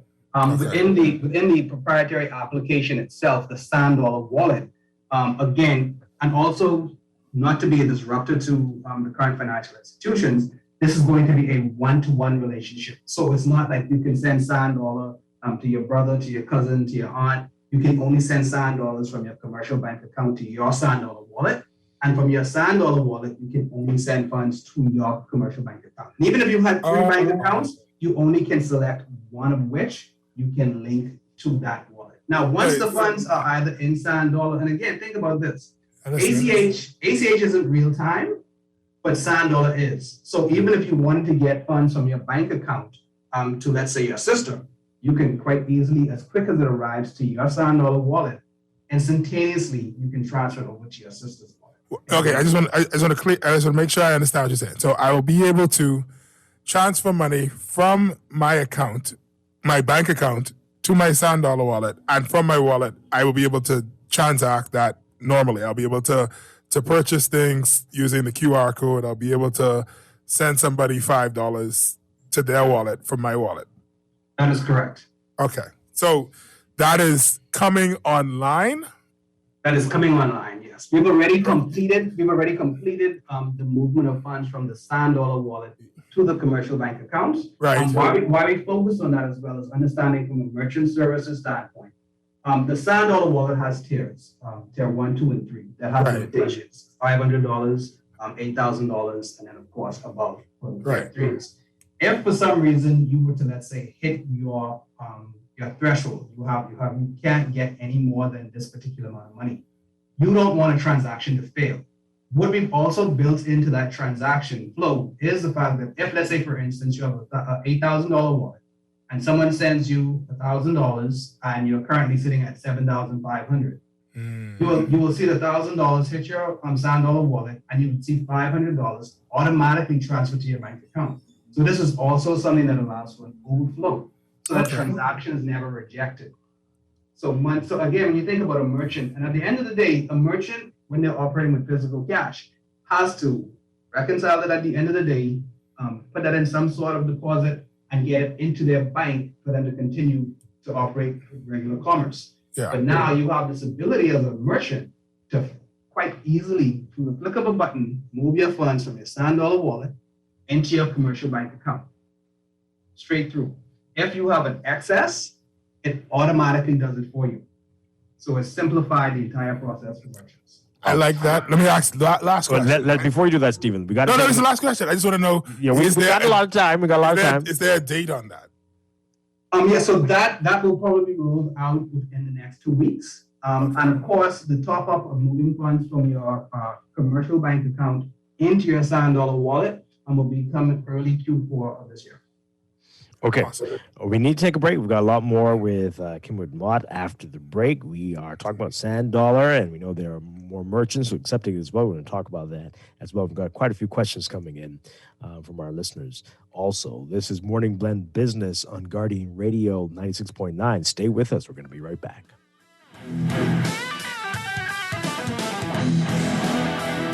Wait, why you look so mashed up like clothes at the washer? No, boy, just a hard day, boy. Hard day? What happened? The breakfast lady ran out of tuna and Gretzy. We need to start joking about everything, you know. This serious, boy. This real serious, boy. Wait, what's serious? Tell me. All right, well, today, boss gave us, boy, one big contract. And nobody else get a chance and nobody say nothing.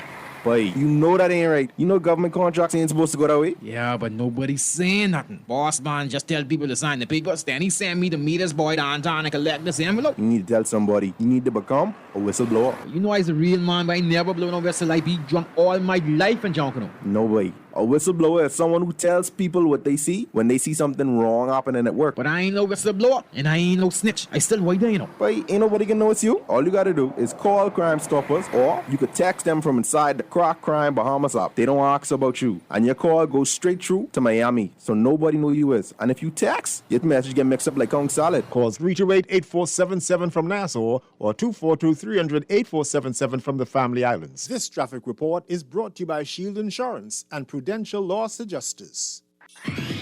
Final moments of our morning commute, and we've got a really heavy turnout that's happening in some of the areas across the island. Before reporting on the city areas, got to tell you that Carmichael Road in the Deep South, that's Massey Road between there and Coral Harbor, well, they're having a really busy flow of traffic going on, mainly heading deeper into the southwest area. However, let's get back to the city. And of course, Glassett Road to Malabala Highway are both still traffic laden. So we still got a slow ride getting up there on the 22 Million Darling Highway off of the Malabala Highway. Carmichael Road, not bad at all. We still got a relatively easy ride getting out of there onto Blue Hill Road. And then that slow that happens getting over the hill at Blue Hill Road onto the 22 Million Darling roundabout below, well, that's reducing as well. The traffic has picked up along inner city streets like Wolf Road and Mackey Street, in and out of the Palmdale area, all being quite active, mind you. However, still insufficient traffic flow that's causing any meaningful delays. The ride coming in along West Bay Street or from the Eastern Road, still pretty light, especially for this time of the morning. So for the most part, in New Providence, the morning commute is gradually building within the city area, and we still got the Southwest gateways that are struggling to get out of there. This National Traffic Report this hour being brought to you by the folks over at Garden of Eden, where you can enjoy the best boiling stew on the island. Delicious Bahamian breakfast served from 7:30 each morning with grits and johnny cake, and available until 3 o'clock in the afternoon. Today, peas and grits with snapper and 2 sides for lunch is on the menu. That's at the Garden of Eden in Eastwood. Call them at 819-5574. That's 819-5574 for easy pickup and directions and to make your order. That's 819-5574. With your rider sky look at traffic in real time, I'm VANN.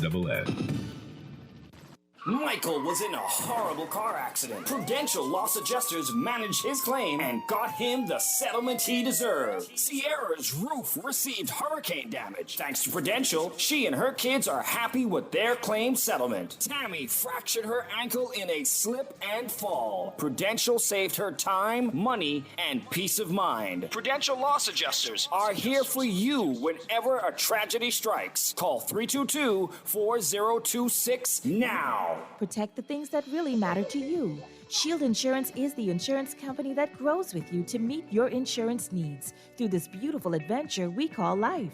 From automobile to home to life and health, boat, liability, construction, and business insurance, Shield has affordable policies, flexible options, friendly service, and the expertise to protect your hard-earned assets. Shield Insurance agents and brokers in Nassau, call 356-7202 or Freeport 352-5945. You invest in your children, your home, and your community.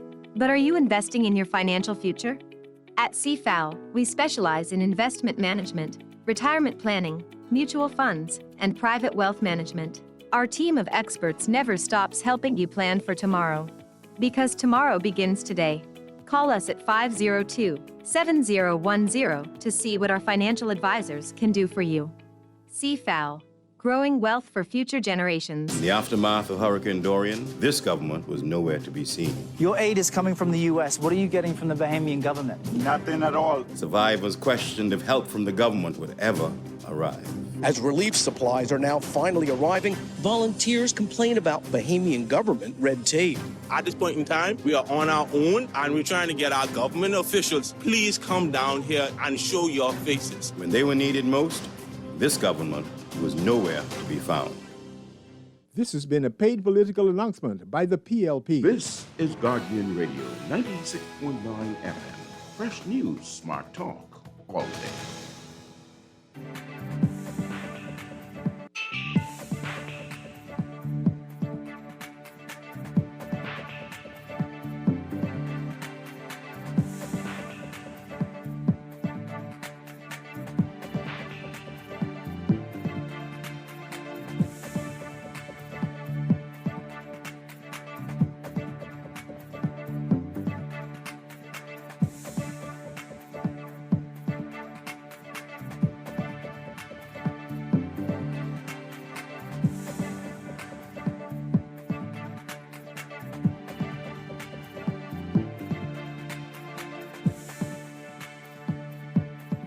Your morning business report brought to you by CFAL.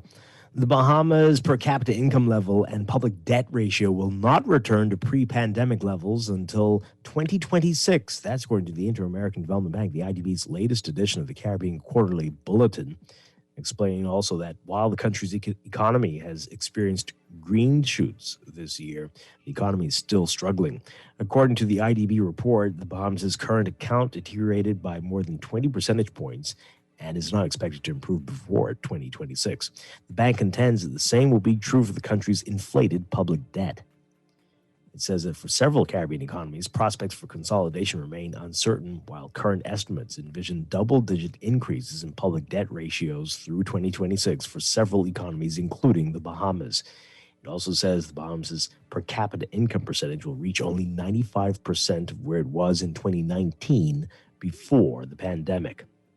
And with tourism taking a massive blow last year, the IDB explained that real estate replaced it as the largest contributor to the country's total gross domestic product in the fourth quarter of 2020. The government's failure to report on the state of its fiscal affairs prior to the general election is in breach of the Fiscal Responsibility Act, according to PLP Deputy Leader Chester Cooper. Fiscal Responsibility Act, which was passed in 2018 and considered a priority legislation for the Minnis administration, requires that there is a pre-election economic and fiscal update no later than 30 working days and no earlier than 30 working days and no later than 20 working days before polling day of any general election. Cooper is saying in a statement yesterday that there were 15 working days left before the election day and that the Minnis administration is again in breach of the law. In response to Cooper, the Ministry of Finance said the Minnis administration was proud to have implemented the enhanced level of public financial reporting and that the pre-election and fiscal update will be published online today in keeping with the legal requirements. And Arawak X has created more than 650 investors in the 3 days since it introduced its first two companies that Bahamas would be able to invest in through its crowdfunding platform.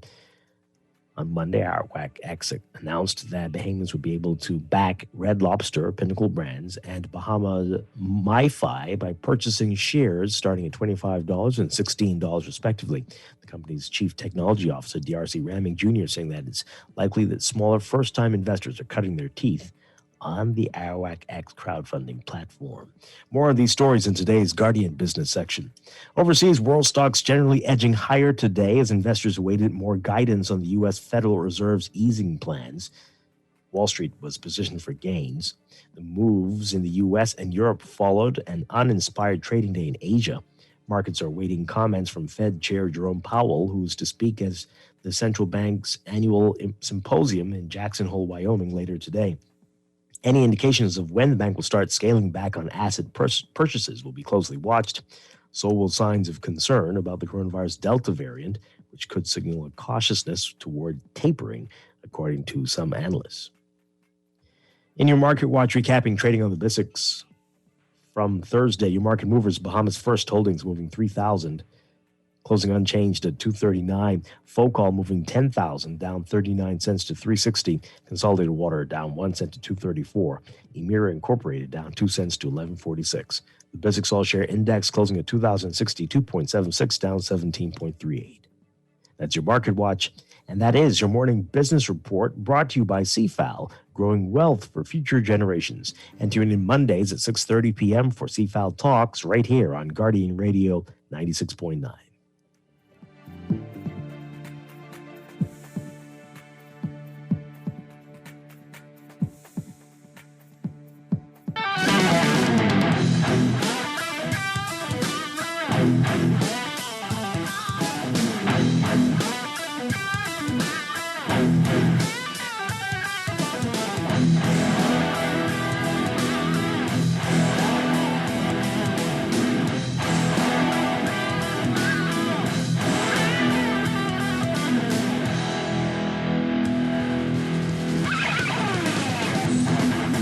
Back here with Morning Glen Business on Guardian Radio 96.9. Dwight Strachan along with Stephen Hanna. We are talking with Kim Wood-Mott with the Central Bank. He's the project manager for digital currency implementation, talking about the sand dollar. And we've got quite a few questions coming in from our listeners, and you can call in as well. 323-6232, 325-4316. 325-4259, or continue to tweet us, Facebook us, or text us, 422-4796. And we know that there were some major announcements a few months back about some major merchants, some retailers who are now accepting sand dollar. I think you have a major supermarket. Is that right? Yeah, that's correct. And again, we're working closely with our financial institutions that are our intermediaries. So again, the central bank doesn't have accounts held directly with those merchants. They have merchant services through those intermediaries. And yeah, so I know a lot of persons ask the question, well, where can I use my SAN dollars? And we have a very long list, but I think some of the major ones are Fresh Market and Super Value. I know a lot of persons, will always ask, well, I tend to use this to just regular type of transactions. I don't necessarily want to go someplace special just to use SAN dollars, but everyday utility items, such as going to food stores, grocery stores, convenience stores, yes, those places now accept SAN dollars. Right. Wow. Excellent stuff. We're getting some questions here. Let's look at these. This one here. What's the name of the wallet issued directly by central bank to hold and transact with my SAN dollar? Will there be, and if so, when will there be interoperability between the multiple digital wallets? Well, today the interoperability already exists. Again, recognizing the architecture of the wallet, so every digital wallet basically operates just like a physical wallet. In that physical wallet, you can put your credit card, your debit cards, and your physical cash. It can be Bahamian dollars, US dollars, Jamaican dollars, whatever you have. It's just all a matter of when you walk into an establishment, which one do you have access to use at that establishment. So again, the digital wallet can actually allow, depending on, again, the financial institution and the build of their technology, can allow you to link a debit card, a credit card, their own proprietary digital tokens, as well as the SAN dollar. And the nice thing about it is they've created the ability to quite easily and with no cost to you, transfer funds from any of those particular sources into the SAN dollar wallet portion of that digital wallet. And then again, and this is where the interoperability comes in. If you go to a merchant that has, go into a vendor that has merchant services with one particular financial institution, so they've been onboarded by, let's say, Canoe or Suncash, but then you have, let's say, an Island Pay wallet. And so therefore, there was a time if you walked in with an Island Pay wallet, you could not transact with a Canoe merchant. But now you have the ability to move your funds from your Island Pay balance down to your SAN dollar balance, and now you can transact with SAN dollar. And so that's where the interoperability comes in, because now that Canoe merchant accepts SAN dollar by default, so now you can transact with SAN dollar as opposed to not having the ability to transact anymore in that digital space. And this is where, again, with the change in legislation making SAN dollar what we call legal tender by default, so all of those digital wallets today that offer their own proprietary tokens now also offer SAN dollar.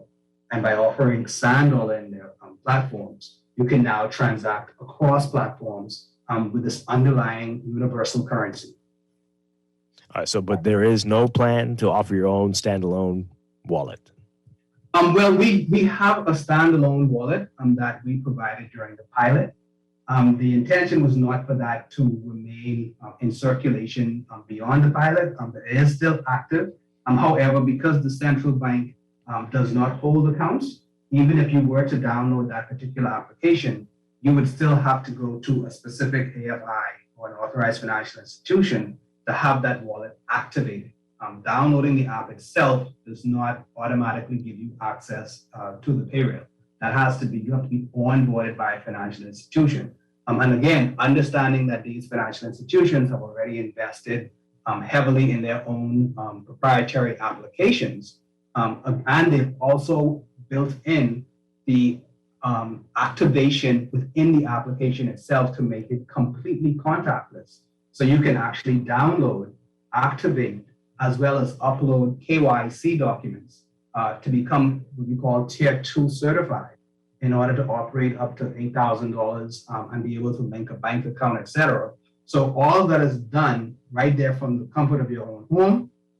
And so that type of technology that's inbuilt to those proprietary applications is not offered by the version that the central bank offered, which is a very basic, if you just want access to SAN dollar. But again, we cannot activate that wallet. An individual would still have to physically go into one of the financial institutions and request that they activate that. Now, whether or not they will, I can't speak to that because, again, like I mentioned, they've already invested heavily in their own applications and they have that activation built in to the app itself.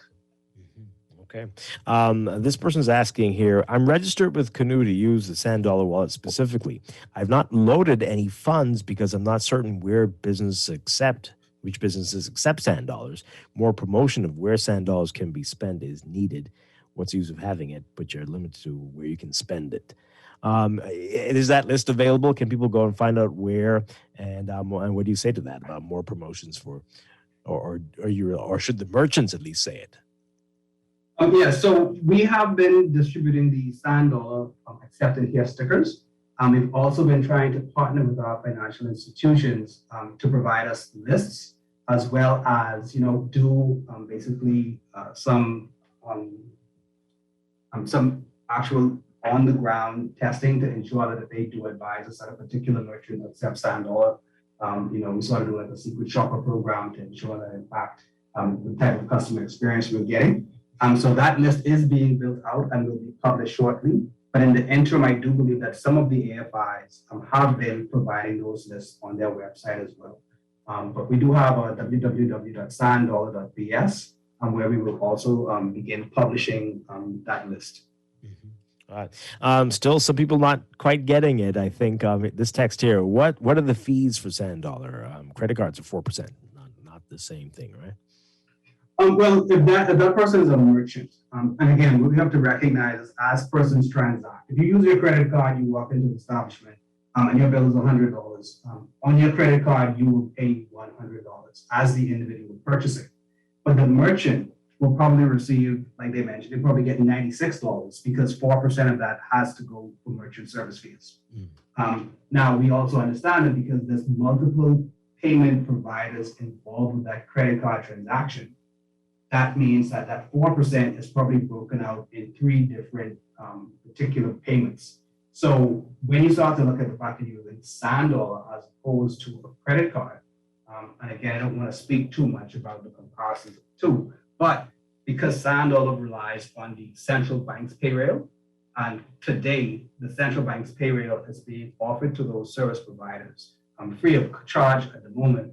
So there's no added fees, and that savings should be passed on to those merchants. So if you're paying 4% with a particular type of merchant agreement that you have using some of the credit card services, you would expect, and we've already seen based on some of the feedback, that those merchant fees to use the Sand Dollar are much less than the 4%. Okay. All right. And that in itself is something that should entice more merchants to want to accept Sand Dollar. This text here, would Sand Dollar be fiat if it's backed by the Bahamian dollar, or does it replace the dollar? It's not backed by the Bahamian dollar, and that's the difference there. When you start to think about what they call stable coins or digital tokens, but every time you walk into, let's say, a financial institution, you give them $50, and they in turn give you 50 tokens, or the equivalent in tokens, right? So now that 50 tokens that you have is backed by that $50 bill that you provided to that institution. And that institution now basically has to keep that $50 in the event you were to come back and say, I would like to exchange this back to physical cash. But when you start to operate in the Sand Dollar space, it's not backed by a dollar, it is the dollar. So if you were to give a financial institution 50 physical dollars in request for 50 Sand Dollars, that exchange is now complete. That financial institution is no longer obligated to hold on to that $50 for you. That transaction is now done because now you have legal tender in your pocket that's not backed by another dollar bill. It is the dollar bill itself. All right. It's time for our final break. When we come back, more of your text messages, and we can get your calls in. We're talking with Kim Woodmont with the Central Bank of the Bahamas, talking about Sand Dollar. This is Morning Blend Business on Guardian Radio 96.9. Stay with us.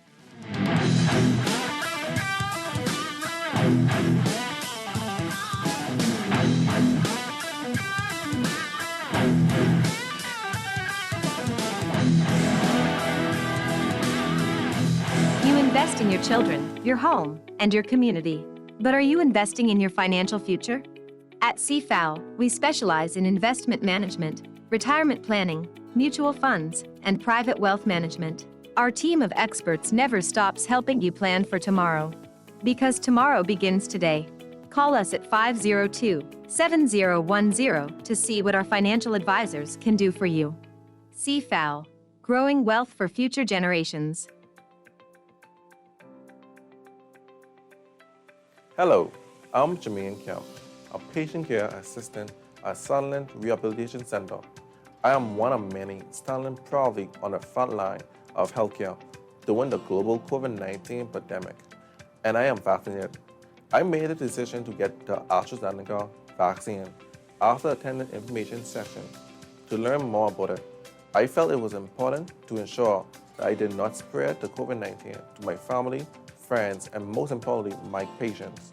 My patients depend on me for their care, and I consider it a privilege to serve. I invite you to join me in keeping our clients, colleagues, and community safe by choosing to be vaccinated. We can do this, Bahamas. Together, we can beat COVID-19, one vaccination at a time. This message has been brought to you by the Public Hospitals Authority and the Sandilands Rehabilitation Center. This is Guardian Radio 96.9 FM. Fresh news, smart talk, all day.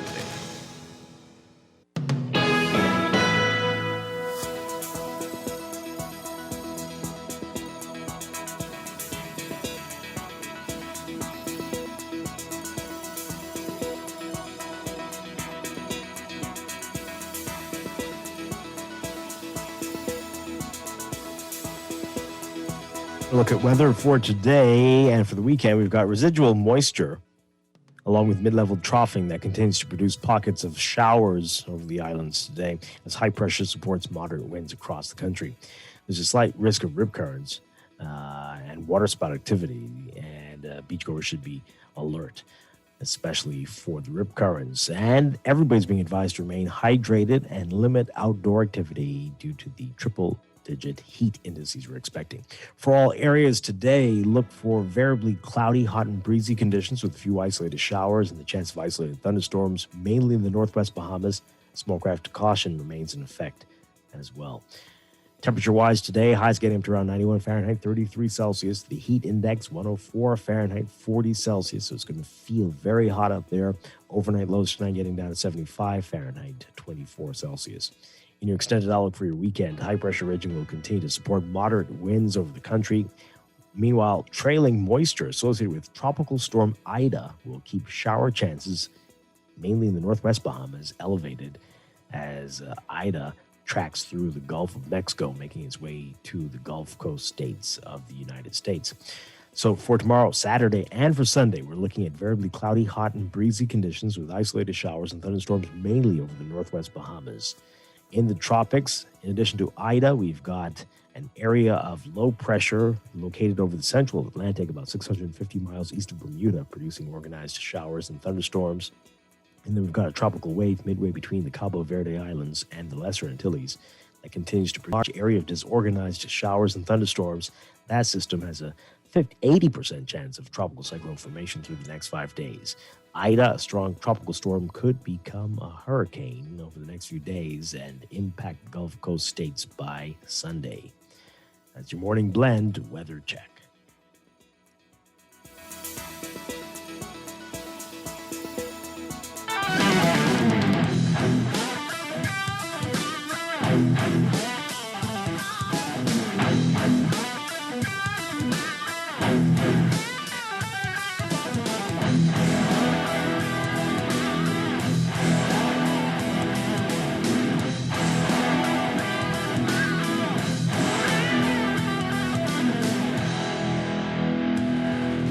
We are back here with Morning Blend Business on Guardian Radio 96.9. I find a few minutes here with Kim Winmont with the Central Bank of the Bahamas, talking about Project Sand Dollar, 10 months in, and how it's going. What more do you think needs to happen? Some of the stuff that Stephen was talking about, I'm sure, would definitely go a long way. But to really get this out there where people can feel comfortable not dealing so much with cash And I think you need to actually, like, when we see it in practice and when it isn't, what we're going to need is a lot more adoption of it.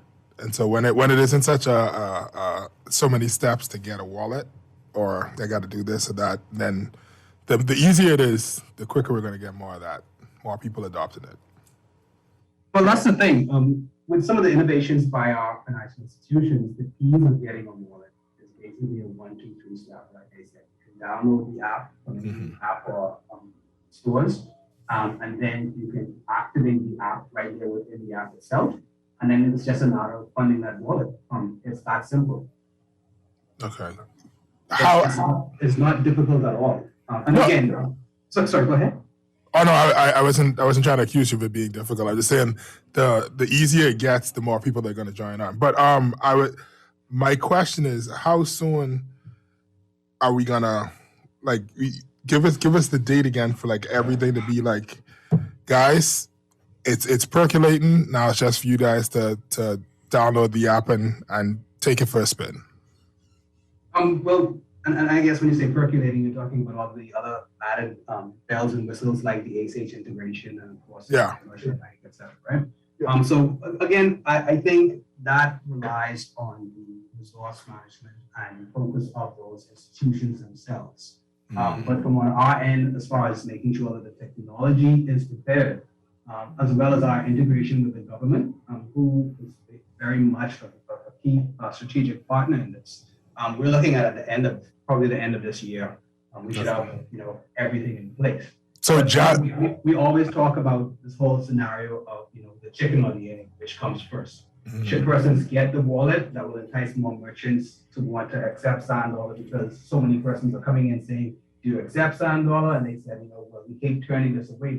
Let's get on so that we can stop turning this away. Or a person saying, I went into other locations and no one's accepting the Sand Dollar, so why should I get a wallet?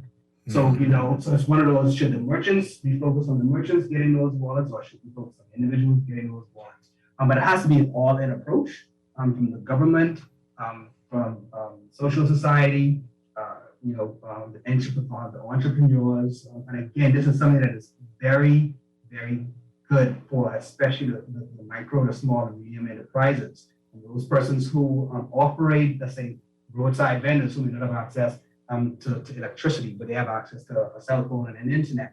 They don't have access to credit card facilities, but they have access to their cell phone, and that can be their point of sale device. It's very inexpensive to operate in the Sand Dollar space. And so again, still trying to operate in the COVID environment, you can't do the kind of promotions that you would normally see happen with these type of large scale projects, where you have these large symposiums, probably trade fairs and the like, and actually have persons see how things work. Like we actually do demonstrations, etc. So we're somewhat handcuffed by the realities of COVID. But I mean, you guys have influencers out there, and influencers always begging for money. I mean, listen, I'm willing. Was that a pitch? Dude? Yeah, I was about to tell you, I'm willing to do some stuff for you guys. You can pay me in Sand Dollar. I'm okay with that. We're gonna get you a wallet today.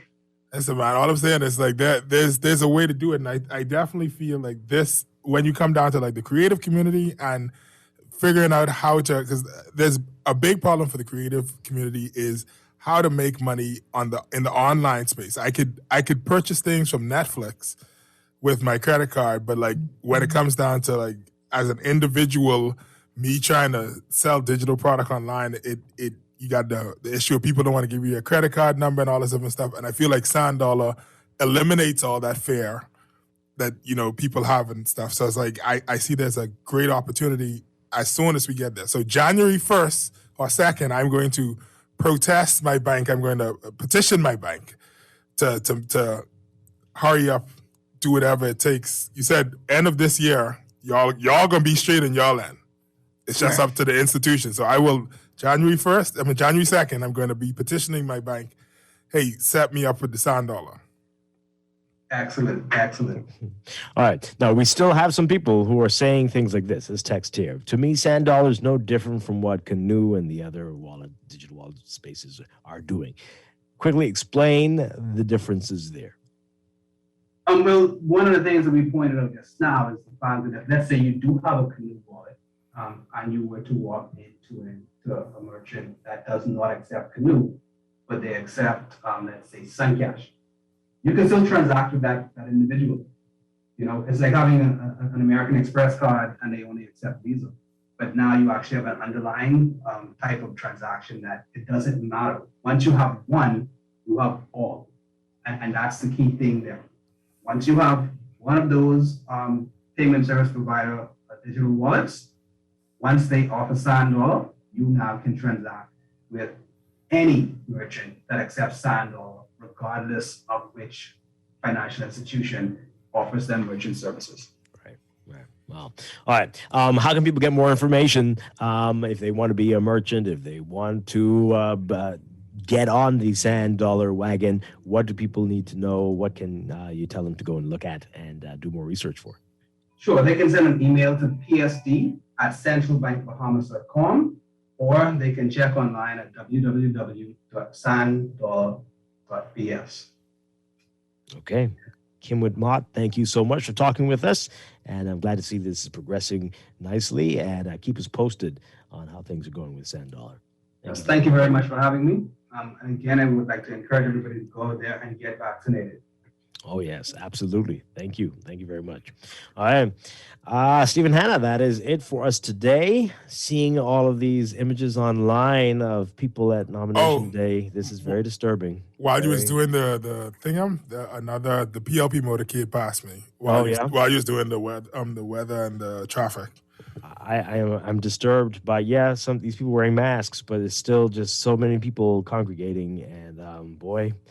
You might as well have Carnival in Junkanoo. Well, that's what it looks like. We'll be hearing more about that throughout the day, I'm sure, on Guardian Radio. But anyway, Stephen, have a safe weekend. I will do my endeavor best to not be... Don't get caught up in any motorcades. Right. Abducted by a motorcade. Everybody be safe. And as you heard, get vaccinated. And we're going to be back on Monday with more Morning Blend and Morning Blend Business right here on Guardian Radio 96.9. Stay tuned for On the Clock with Aaron Green coming up next. Today, wake up, it's a new day.